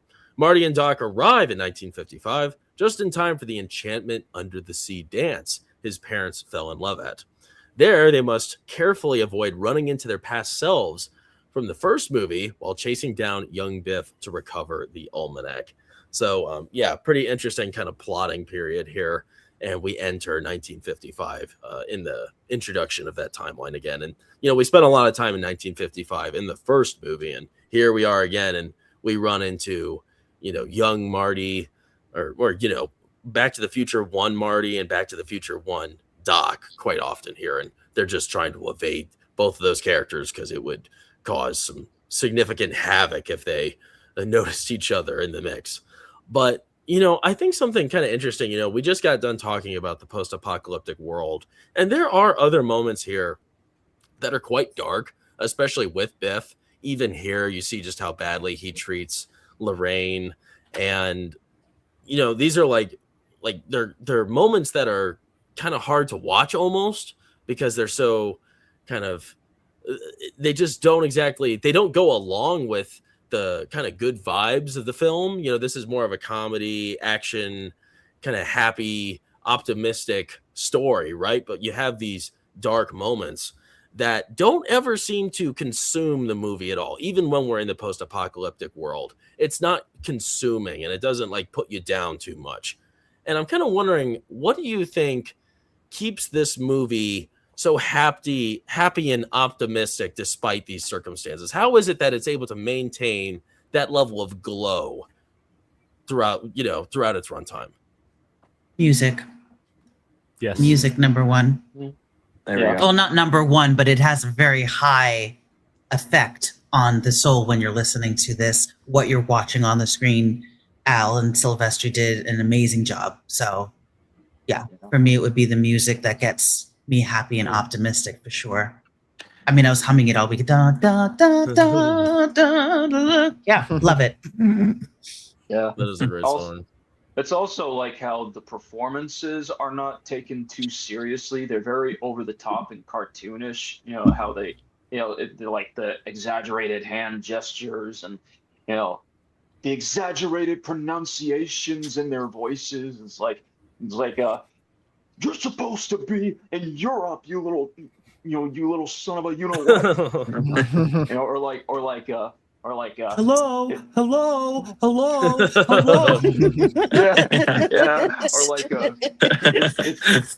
It's like they don't try to go method or try to make it so serious. They're just having fun with it. That they know if they don't, then it is going to feel even more bleak than they want it to be. And you see the dark side of what happens when Biff gets his hands on the almanac and everything, but it's still like a, overly blown cartoon when you're watching it. It's like they're just really goofing around for the most part. It's serious, but at the same time, it's light enough for you to understand it's going to be okay. They're still going to find a way to get around this. Plus, we know they got a time machine. We know they're going to have to go back at some point to fix this. What's interesting is that, a lot of people probably would wonder, why did they choose to go back to 1955 again? Why did they choose that when they could have gone through any other time period? Well, originally, Bob Zemeckis and Bob Gale, when they decided they were going to do a sequel, they were actually going to do this part of the film where they go back to fix what happened with Biff getting the almanac to the 60s. That's what they had originally planned, and they were going to do a whole thing where you see George and Lorraine after they've been married for a few years, and they're like hippies, going to like a Woodstock festival or something like that. But it just wasn't really working for them. They knew that it made the film a little bit longer, I think, than they wanted it to be. And they knew they had to try and get to the point of him getting the almanac back. So they thought let's do 1955. We already know how that plays out, and plus it would be interesting to do a whole thing where you got two Martys and two Docs in the same year, the same year as 1955. And plus we do get to see a lot of really crazy visual effects of, you got the Back to the Future Part 1 Marty up on the stage playing the guitar, while the Back to the Future Part 2 Marty is climbing up in the rafting above him as he's playing and trying to knock those guys out, Biff's thugs, that are waiting to pounce on him. So it's pretty interesting in the end that they actually were able to pull that off, and it still works. Yeah, it's very clever how they tie everything into the first film. It's actually my favorite thing about the second movie. As fun as everything is up to this point, when they go back to 1955 and you start to get glimpses, different perspectives of events from the first film, that's my favorite thing about probably this entire trilogy, is just how well they weave them into that film in such a fun, natural way. Obviously, like, there's so much going on because there's multiple Martys, there's multiple Docs, and they're running into themselves. And it's just fun seeing these moments from the first film now told in a totally different way. Yeah, and they're played off well too. I think it's convincing and it looks good. It's pretty. It's kind of surprising they were able to pull it off so well. In the 80s, getting that done, making it look good, especially with like all of the moments where you have like the characters together. You have both Doc Browns in the same shot. They're clever about how they cut that up. It's pretty impressive. Yeah, well, and it helps that Zemeckis directed both films, and Dean Cundey was the cinematographer for both films. You're getting the same gang back to do it over again. So it's that familiar territory where they did it before. Now they're going to do it again, but they're going to change it up a little bit, show you something that you didn't see that was actually happening behind the scenes in the first film. At what point in like this story, it can be this chapter, it can be later in the movie, it could be something earlier on we mentioned. At what point in the story do you get kind of lost in this crazy climate of all these different, time zones we're in, the timeline shifting, we're in the first movie, but it's now different because of a small choice we made here. Is there a point in time you guys can pinpoint where you just kind of question yourself, like, what's going on here?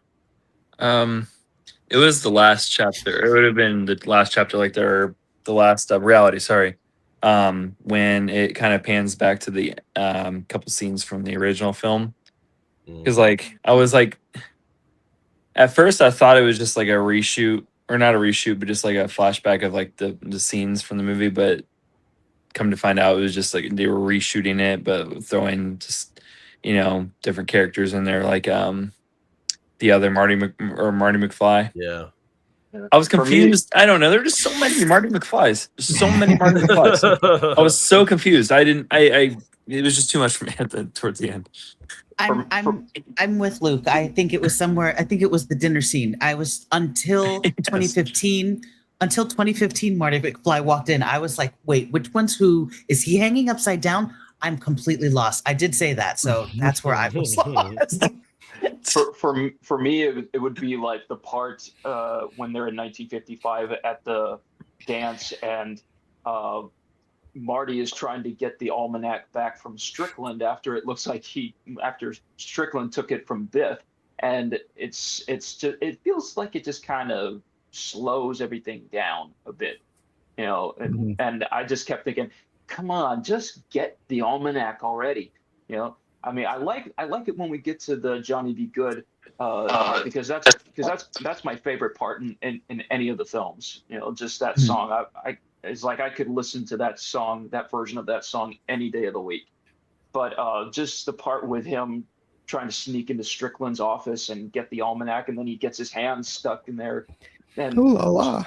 Yeah, and he finds out it's not the almanac, it's something else. But it's like, but but yeah, I just kind of thought like, okay, this is kind of just slowing it down for me. So I was glad once they got past that, because then the movie started to get back into a decent pace again after that for me. I don't think I have any complaints of that at all. I'm just trying to think of something from it, but I don't think I really had a problem with. I mean, it was a very well done thing. I really can't think of what changes I would make in those moments that you guys mentioned.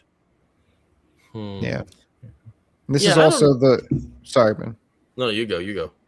No, I was just going to say this is also where now you get a little more. They start to mess with Marty's character a little bit at this point. Now, the things that are going to carry over into the third film when he does get the almanac back and he can't, he confronts Biff in that scene where he's like looking through the window and he sees the scene from the old movie and then like he hits him with the door.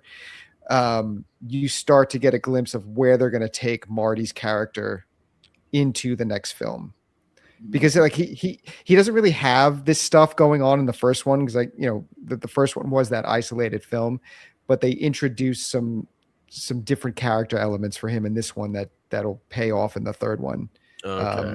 With the whole nobody calls me chicken thing. Yeah.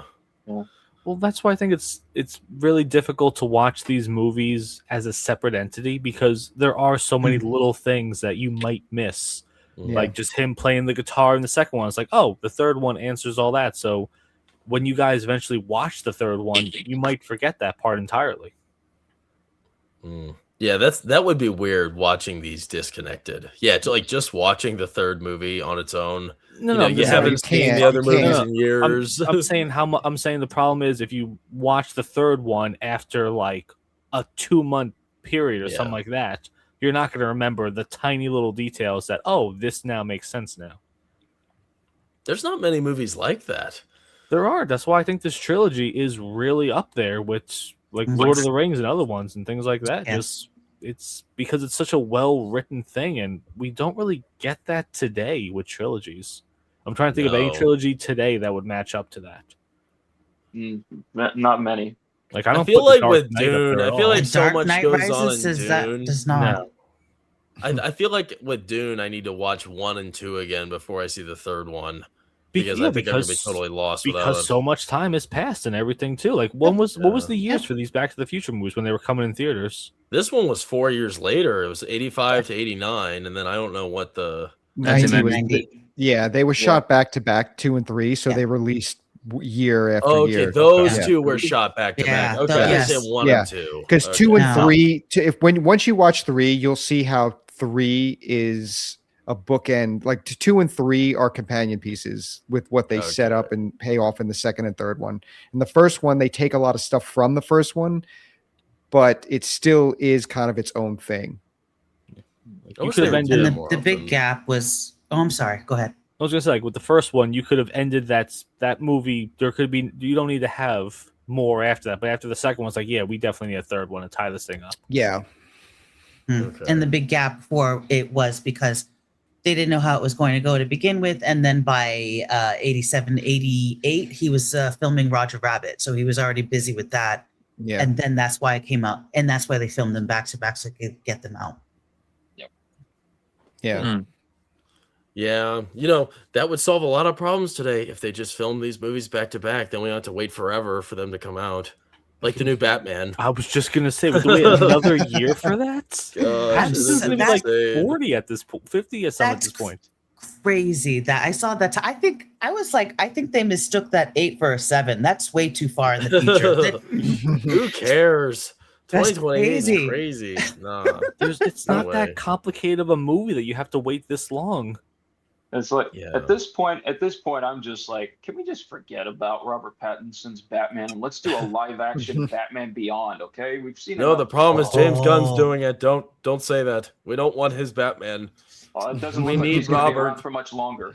We need Robert Pattinson. Just give us him. Don't let us have a new Batman yet. Give it a few years. Oh gosh, I don't really see him as Bruce Wayne, anyways. Yeah, I think he's okay. No, I definitely don't see him as Bruce Wayne. All I'm seeing is just the guy he played, Edward from Twilight in the Batman suit. That's all I'm seeing. I don't. He has done a lot to get away from that movie. He has. That's true. He's trying. He's I not thought he doing a was good great in job in my Lighthouse. I really enjoyed Didn't he Lighthouse. bang a mermaid in that movie? I don't know. I watched a filtered version of it, so I don't know. Good for me. Yeah, Rachel. Yet to see it, so I'll watch a filtered version. Yeah. I guess there's some freaky stuff. Robert Eggers, so I'm Yeah. good. But without that crap, I really enjoyed it. Yeah. And he was great at it. He was top notch. And Willem Dafoe. Willem Dafoe especially. I love the old English. Willem Dafoe always kills it in anything he's in. Always. Yeah. A great film that he did recently that unfortunately Disney took down off of Disney Plus was Togo. Have any of you guys?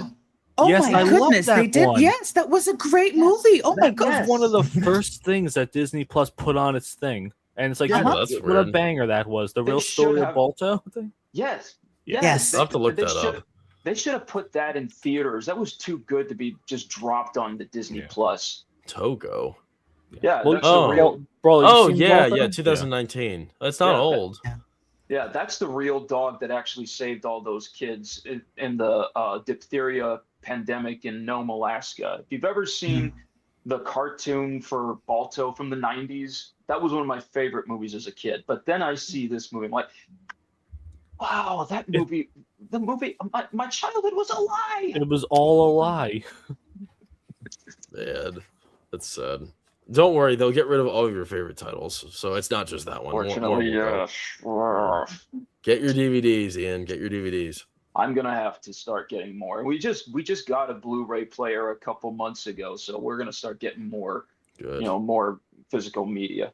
My Good. internet was out, so I had to resort to going out and buying a DVD player because I don't remember where the remote control for the other one was.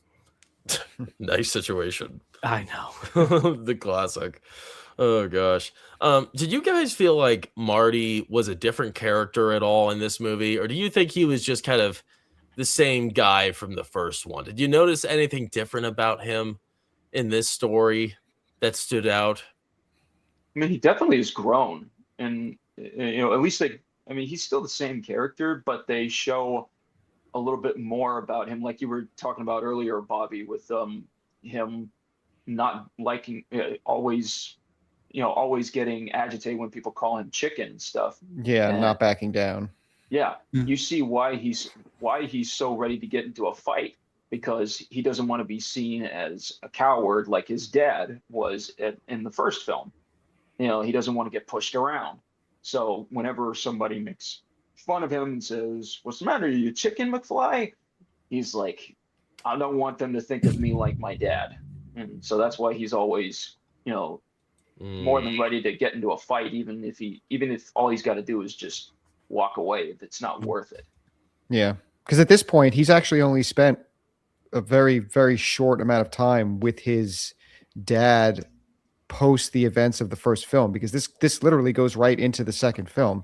Like the end goes into the second one immediately. So he sees this new George, and then immediately we jump into this film. So he hasn't really spent any time with that version of his dad. So he still is just thinking of his dad as this coward, pretty much. It's the way he's been his whole life, and that greatly informs his character in this film and the third one. Okay. Well, that's sad if you think about it like that. Well, You finally got this brand new confident dad, and now it's like, oh, I'm not gonna see and he this guy spent at no all. time with him. Yeah, he hasn't. Yeah. That's sad. And could you have found a worse picture of Doc Brown back there? It's not that bad. He always looks It's like bad. that. It's Yeah, that's Which normal. maybe Look. isn't a good thing, but It he looks always- green. Yeah. Jennifer, I don't think she's like an unattractive actress, but they had I was looking at pictures to find for her character here, and they were so many terrible angles of her, of chin shots of her. They were not making her look very appealing in this. I don't know why. I thought they did a better job in the first movie with the other actress, but Like even this one's not very good. I mean, look at that. I couldn't really find any good ones. It's very strange. Wearing a wig, maybe it looks weird. I don't know why she'd be wearing a wig, but Yeah. I don't know. Maybe the hairstyle is just a little off. Well, her real hair color, at least for the most part, in any of her films, is blonde. So it probably was a wig in this, if you think about it. So she was in. No, she's not Top Gun, right? That was someone Karate else. Kid. No. Okay. No. She was in Karate Kid. She was in Adventures in Babysitting, another great Yep. 80s film you Yep. should check out. You know, and of course, in recent years, she's also been in the The show Boys. The Boys. Yeah, Oh. she did come back in Cobra Kai. For, Yeah. Yep. for Yeah, one very episode. brief. Yeah, she's another one that I Johnny. think is. She's another one I think has really grown more beautiful. You know, the older she gets. She aged Ian well. prefers them a little older, just a little bit. Who Just a little bit, only by like 30 years. He Hey, loves come on, man. old Michelle Pfeiffer. That's the best. Michelle Pfeiffer, I'm not really that into. Okay. She's All okay, but I never was that attracted to her. I feel you. I didn't like the Catwoman thing. That was like gross to me. I wasn't a Yeah, big fan of that. but that was Tim Burton's weird style that he brought into that story because he never really read Batman anyways. He's admitted that. Come on, Burton. We haven't gotten a new Tim Burton movie in a while. What, Beetlejuice 2? Yeah, that was the last one. We're gonna get Beetlejuice 3. Yay! Beetlejuice, Yes. Beetlejuice. Yes. He Yes. said he doesn't want to do another one, but it's like obviously you have to with the way the second one ended. Well, Right? Also, he does the Wednesday show on Netflix too, right? Okay, that's correct. Oh. That must be okay. He did Wednesday season 2. Speaking of that, remember our Mask of Zorro talk. Yeah. You noticed that they gave a little moment that was a nod to that in Wednesday with Catherine Zeta-Jones doing that sword fight with Wednesday. Oh, I didn't watch You the know- second season. Okay.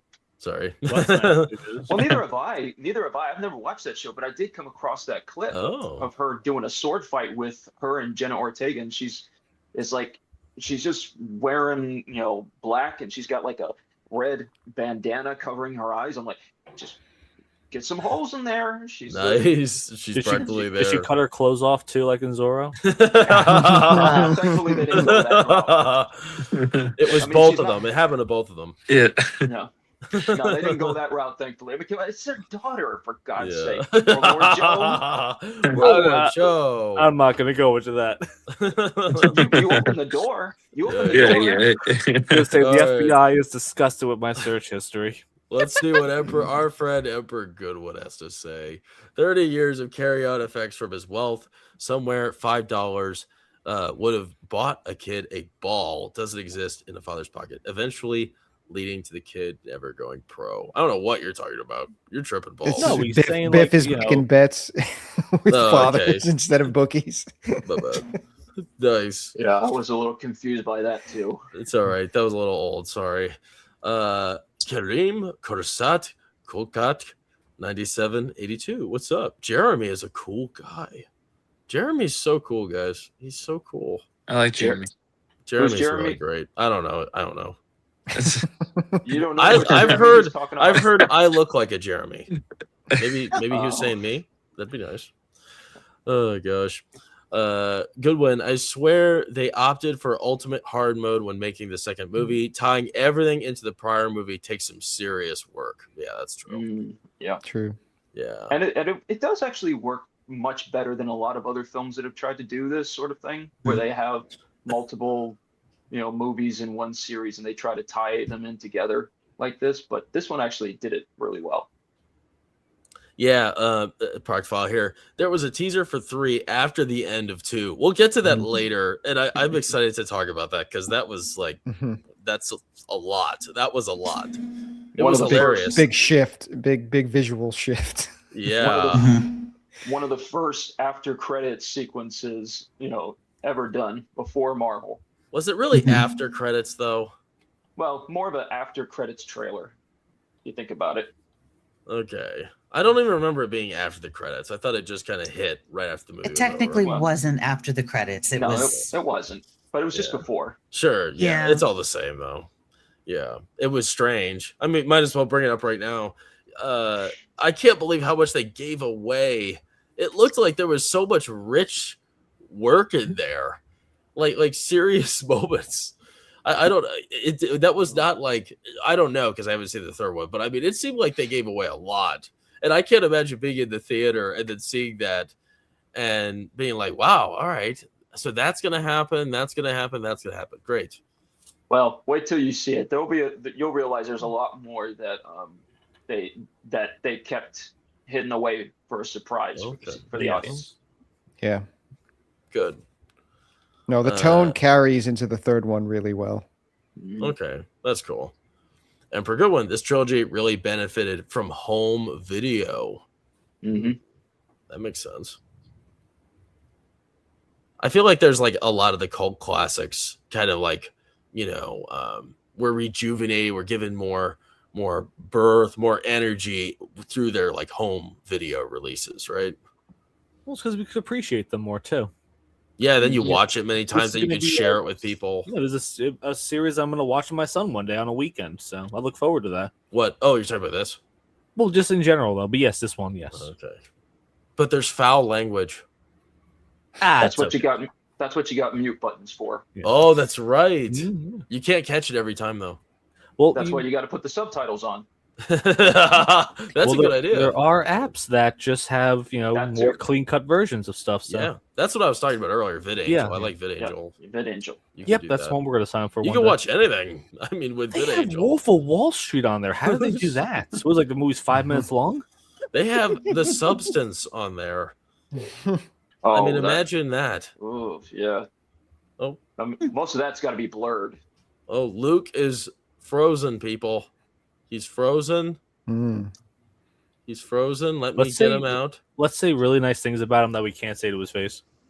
Well, there he is. Hello. now. Not sure what happened. All right, he's back. It's all good. He didn't die on us.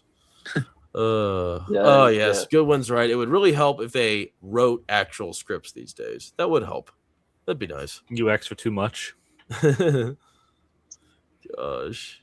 Oh, Isn't ye that of little sad, faith, though? World War Joe. Yeah, Project Fall. After that Doomsday trailer, I was wondering if they were still writing it. Yeah, probably. Isn't that sad though? That imagine getting paid all this money and you don't really have everything written out already. Yeah. You have to Well, rewrite things on set and stuff. Like, how is that like a common practice today? Sad for the Yeah. audience, not sad for the guys getting paid. Hello? Yeah. The money's making up for it. Look who's back. Our friend Oh, Boaca. Boaca. Channel member. I didn't know you were a member, Boaca. Thanks very much. Appreciate it. So sorry, I am way late. I was 15 when when this episode movie came out. I think you're just saying movie. I wasn't a fan of any of this series other than the first. Oh, Oh, that hurts. whatever. I've heard that before. I mean, he's not alone.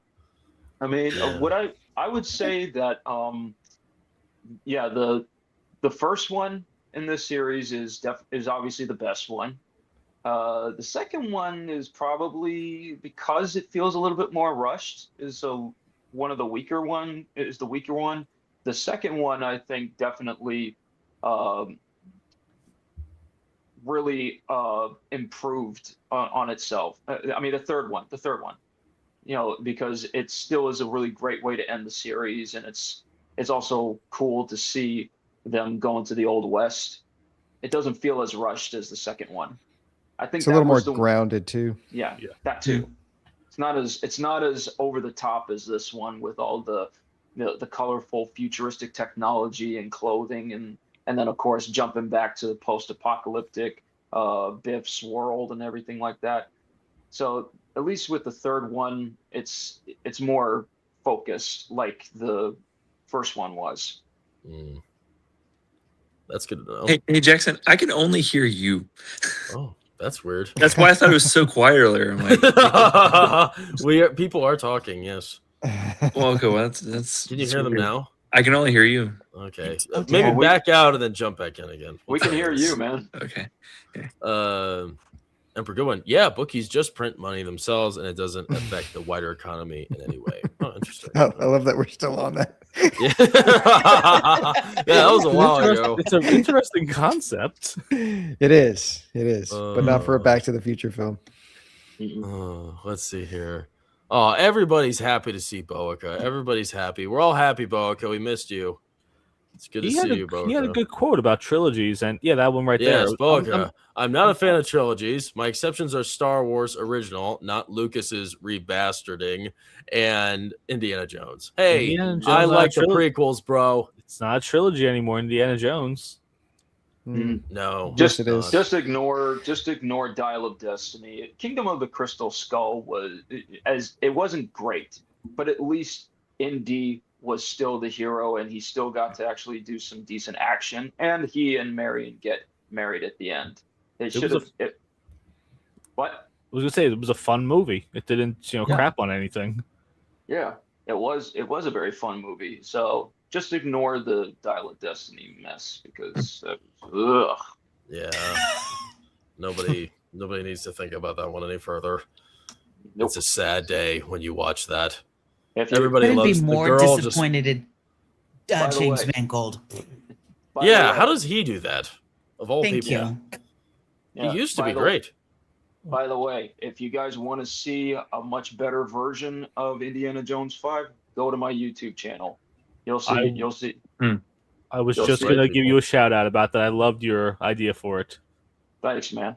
You Yeah, got the check it out, basic gist of everybody. the story, right? Oh yeah, absolutely. Great. Yeah, check it out, everybody. Here we're going on to the final chapter here. I got a clip here of the past, the first film, because we spent a lot of time here in the 50s. So this is the last chapter. Marty and Doc must now operate in a crowded timeline where two versions of themselves already exist.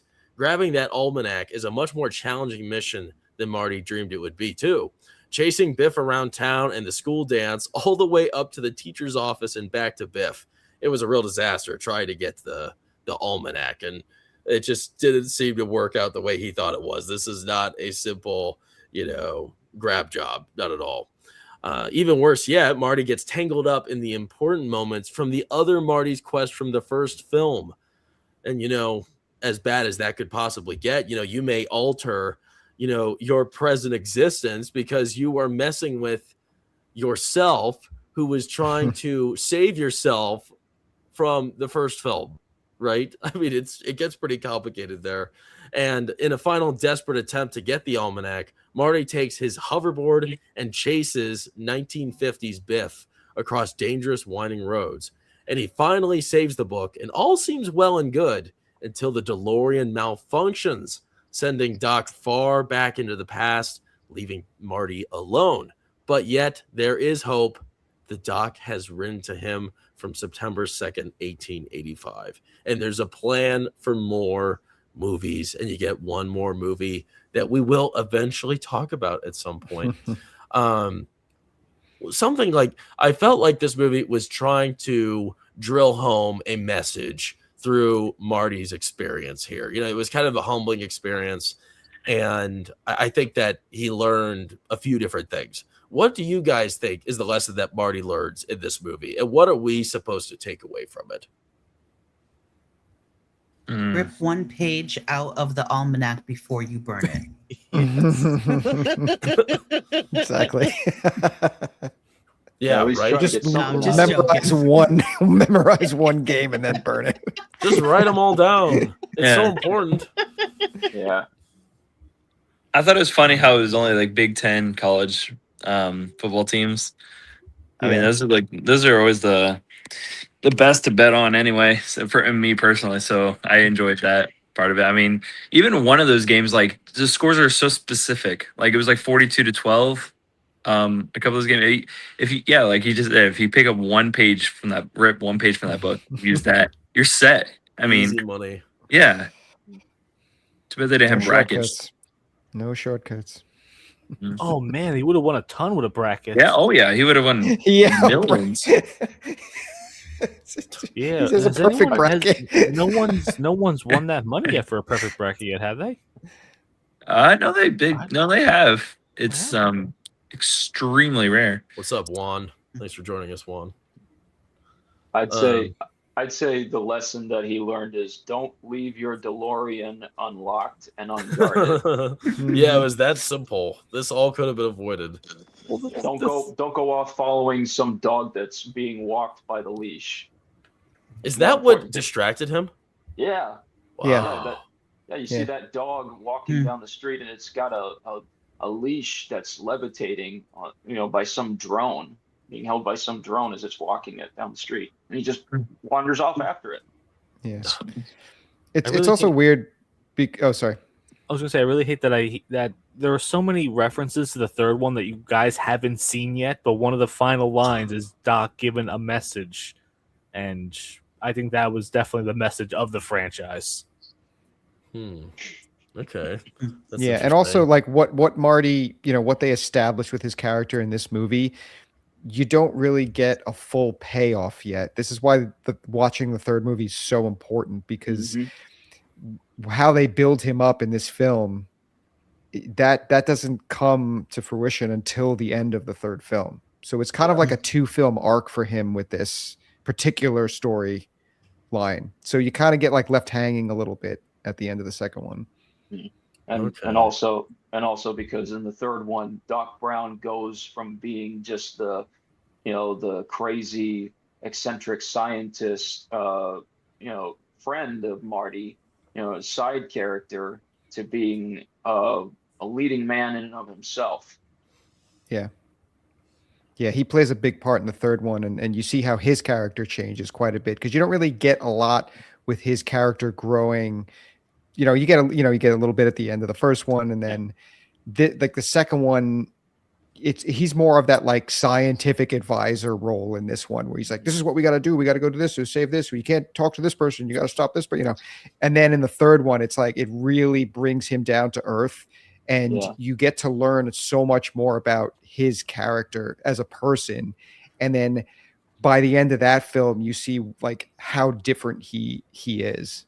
Yeah. Okay. And I was saying, to tie all of this together, as with most movies, being in the moment, you start with one ending going into two, and it's literally, they make that joke. Oh, it feels like I was just here yesterday. You were, because it was just yesterday. So when you guys do eventually get to 3, without giving too much away, it's about happiness, and you get to see that his dad wasn't happy. His dad wasn't happy. George wasn't happy, and how they move forward with that. So I think, an overall message of living in the moment, being with your family, choosing happiness, being aware. And I think your actions have long-term consequences. No matter what you do, no good deed goes unpunished, right? I mean, I think that also, I don't think that plays in any of these movies, which would have been interesting if he made a nice choice to do something nice for somebody and it backfires on him eventually. I think that's that's a lesson. I think that affects all of us in some fashion in our life. That's always just an interesting concept itself. I would not mind that being explored in this, but and maybe it does by the third movie. I'm not sure, but all actions, even like a smaller choice he makes, has a consequence. Like just a simple thing of not watching the DeLorean, something routine, and forgetting about that, and look at all the havoc it's caused because of it. So that's something to pay attention to as well. I see Kyle here. He says, good seeing you, Kyle. Thanks for joining us as always. Dear beautiful panel, there are only 3 movies in the Indiana Jones franchise. That's right. Yeah. That's right. That's right. Yeah. Oh gosh. Kingdom of the Crystal Skull is just one that you might watch when you're bored out of your mind. Can't think of anything else to watch. Wow, that's sad. So this, when it comes to we're mostly just talking about the first 2 movies because we haven't got to the third one yet, and I like hearing about the third one. But if you're thinking about the first and the second one, did this movie feel more tense? Were the stakes?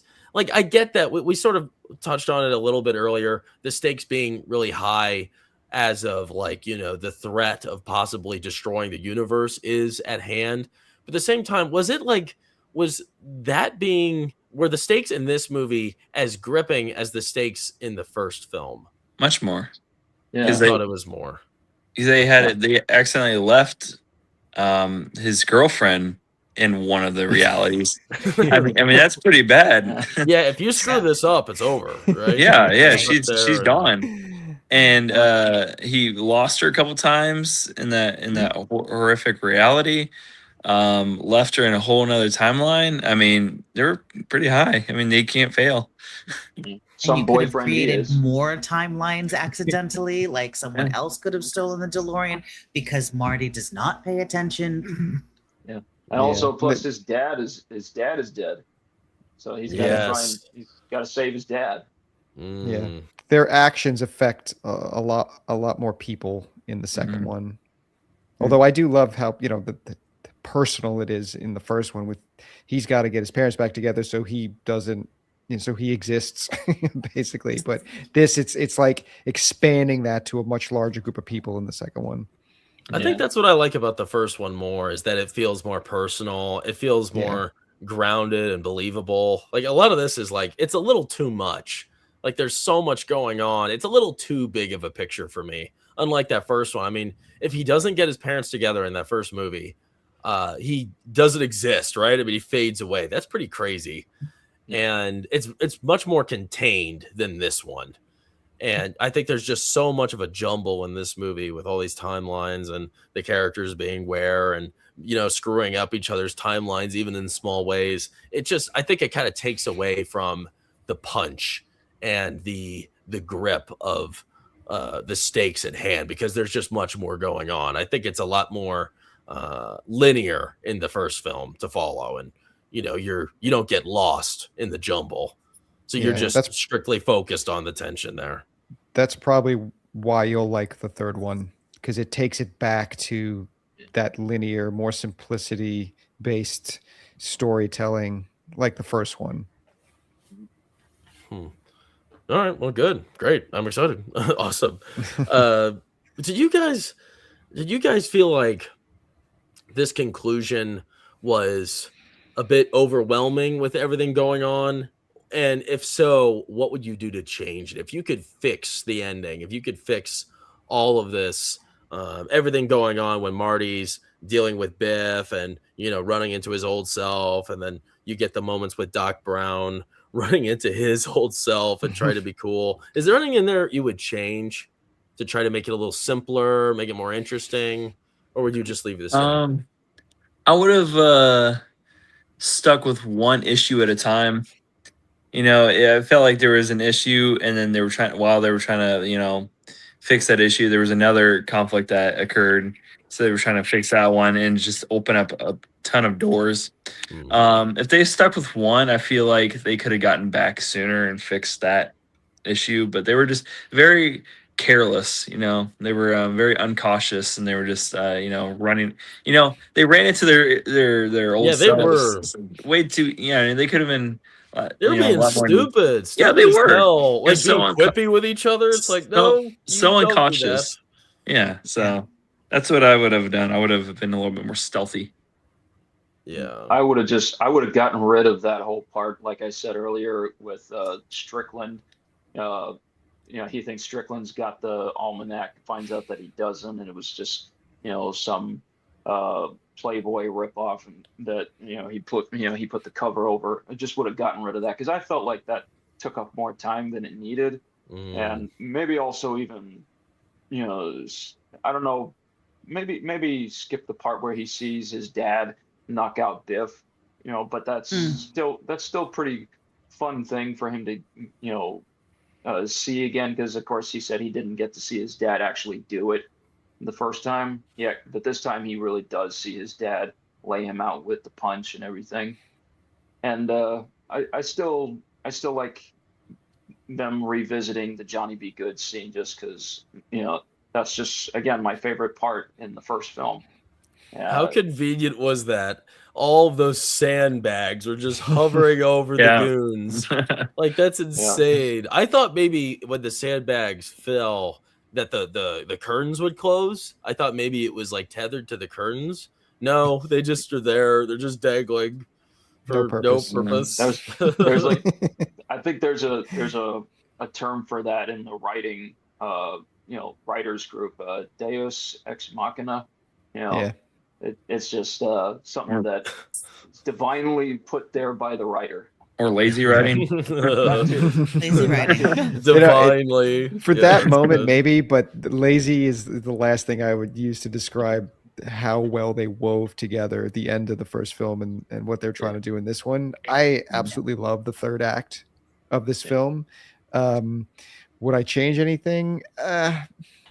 Maybe a couple minor little things here and there, but nothing to the point where it would really affect anything. Even I love the tunnel scene too, where Biff's chasing him with the car. There's so many memorable moments and there's so much happening. What are you about to say, Rachel? That I hate the tunnel scene, and that's what brought really? me out of it. You hated it. Tense. Not hate, because he but tries to kill him. One of my notes was where is it? I was like, well, first of all, there's a rear view mirror and you're talking as loud as you possibly can on the thing. And I was like, okay, don't do that. And then finally, when he's out and he's facing the car, I was like, just go to the side. Why? Just go towards him. Why are you trying to go the other way? And I was like, okay, someone didn't think this through. Oh yeah. There's nothing believable. So There's nothing fine. believable about that scene. Like he opens the passenger door and he's like reaching in, and Biff's like, and then like the fact that like Doc drops the flag down right at the exact moment that he knows he's going to be coming out of the tunnel. Like it's like a little moment like that. Like okay, Biff did take a sweet. Biff did take a sweet time, revving the car up. He was just, waiting for him to get to the end of the tunnel before, just punching it. I was like, if you would have punched it like 20 seconds earlier, you would have hit him. that tunnel was also used in Who Framed Roger Rabbit. Yep. Really? The tunnel, the Toon World, yeah. Toontown. Toontown, yeah. Smile, darn ya, smile. That sounds like one we're gonna have to talk about sometime, Ian. Oh, absolutely, you gotta do that one. Yeah. Remember me, Eddie? One of your have you guys seen that one? No, he just said Enough to quote it. Oh, they haven't? Oh. He's like shave and a haircut. 2 bits. I always like it when you sing, Ian. That's great. Ian's got courage. I like his courage. He's always got courage. Well, that's because I'm the movie nutcase, man. Hey, that was pretty good. That's the nutcase right there. I can't see how I looked with no, the that was side. good. I hope it was good. No, that was really good. Yeah, that was nutcase look. All right. My favorite scenes in the end. I loved I thought it was hilarious when he finally got the almanac and it's like a nudie magazine. I thought that was hilarious. Yeah. And then what was the second one? Oh no, it was just on the tip of my tongue. I can't remember. Give me a second. What are your guys' favorite scenes? In the meantime, I was going to say I wouldn't change anything from it because that's the point of the movie. You shouldn't change time. That is true. Yeah. The Nudie magazine. What else? I like that they did the manure callback, so that was really cool. I wish I could remember the other one. It was so funny. It was funny. There were some funny moments here in the end. And yes, I liked. So I didn't mind the whole cat and mouse routine with the almanac. I thought that was fun. It definitely did go on a little long, but I really liked it when he was in the teacher's office and he gets his hand crushed by the teacher's chair. I thought that was hilarious. If you've ever seen any of those cartoons that those old Looney Tunes cartoons or like Tom and Jerry where his tail gets stuck in a mouse trap, and then he's right beside the dog. He's asleep, and he's like, what? And he covers his ear with a muff, and he's like, wow, you illustrated that very well. Could we have gotten more double Doc Browns? Oh, I know. Oh, I think 2 was more than enough. Yeah. Oh, and There's the a scene where at they the very do- end. Yeah, exactly. Sorry, I'm saying, go like, ahead. could we have had more of that? Like these two science minds at a chalkboard mapping out. Yeah. I was screaming when they were just standing there in the rain, trying to read a letter. And I was Yes, gosh. like, please get out of the rain. That was so dumb. Oh Yeah. my Yeah. gosh. What did you Rest guys in peace, Ruin Joe that Flaherty. letter. What did you guys think about the what was the what's the name of the mailing department that brought that there? Western Union. Western Union. Yeah, when that guy drove up in the car, all ominous and strange looking. What did you think he was? I thought that was young Doc. Really? I thought that was a young Doc trying to, like,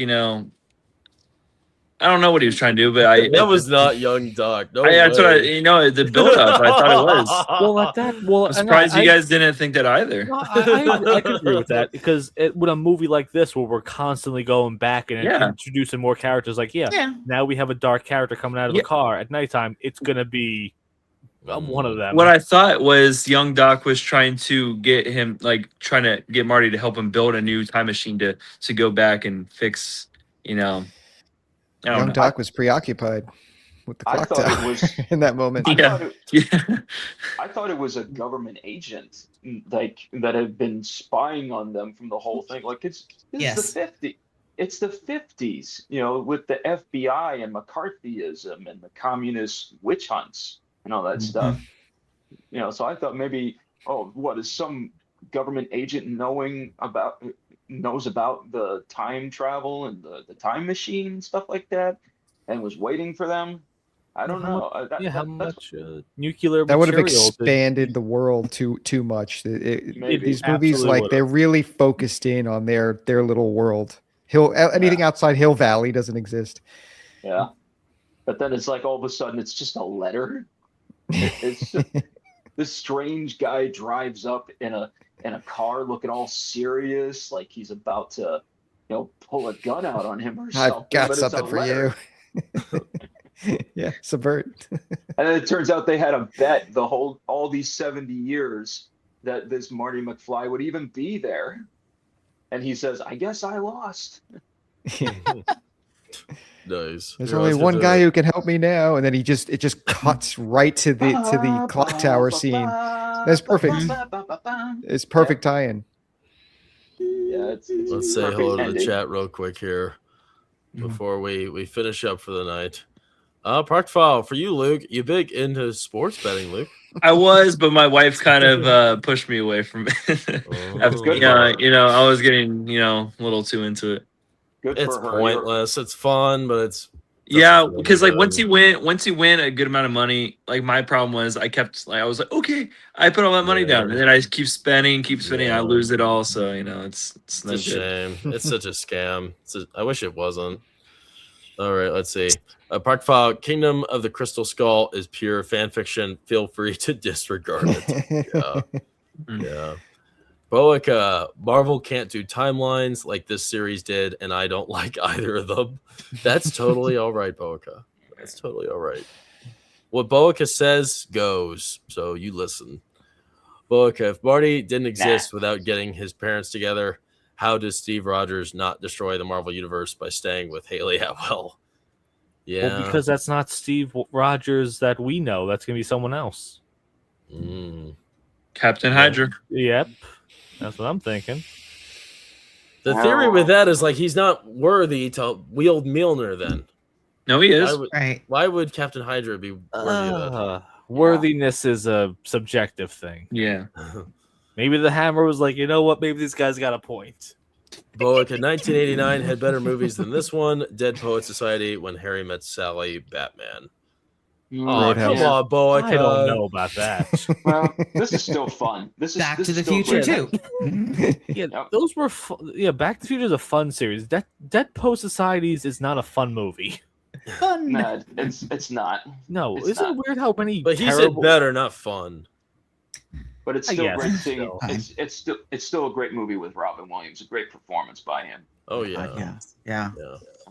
Well, I think that's going to conclude it for us, everybody. Do we recommend Back to the Future 2? Absolutely. Yes.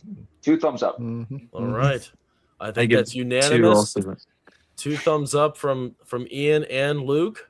Oh, I We can't because I'm definitely holding a recommend phone it. in one hand. So Oh, just 1 thumbs Yeah. up. And I'm also doing We'll thumbs up. settle. World War And Joe's Rachel, got 2 too. thumbs up, but they're not I present. gave 2 thumbs up. Yes. 2 There you thumbs go. down. Thumbs up. There we go. I'm just kidding. Let's kick you off your own streaming. Let's Yeah. kick you off your own channel, brawler. Come on, that'd be lame if I did that. No, Yeah. not 2 thumbs down. It's a thumbs up. I give it 1 thumbs up. well, unless you're And rock. that's a great thing. That's a great thing. Yeah. But yeah, so we recommend it, everybody. Be sure to check it out. Watch the first one. It sounds like you need to watch all 3 of these together. And stay tuned for when we talk about Back to the Future 3. I don't know when that's going to be. We'll probably wait a few months and do it again. I think the next sequel I want to cover is the next Planet of the Apes. I've fallen in love with that first Planet of the Apes. I don't know what's wrong with me. I'm obsessed with it. Yeah, I can't stop watching it. Charlton Heston is awesome. I was gonna So I want ask, is some it the more. Charlton? Oh, Yes, he's awesome. So yeah, very, very excited to get into that. But next Tuesday at 9 p.m. Eastern time, as always, live, we are going to be talking about Seven, and we have a new guest joining us, so that'll be fun. Another Gen Z mind, so that'll be interesting. And our friend Griffin's going to be with us again, GM Light Horror. So yeah, join us for then. And also check out all these great channels. It's always a pleasure having you guys on. Bobby, thanks for joining again. Glad everything's good. And we had you on. Thanks for giving us your time. Ian, as always, World War Joe, and our new friend Rachel. It was so fun having you on, Rachel. Thanks for Thank you giving so us much. your time. Great. Yes, thank be you sure for to having me. check everybody's channel out in the description below. All the links. It doesn't hurt. And as Wilkie says, you might find your new favorite channel. And yes, if you liked what we had to say today, please give Box Office Brawler a thumbs up. We'd greatly appreciate that here. Subscribe so you can catch us every week live. And never forget, people, give them the Duke and give them the dog. We'll see you next Tuesday. Peace out.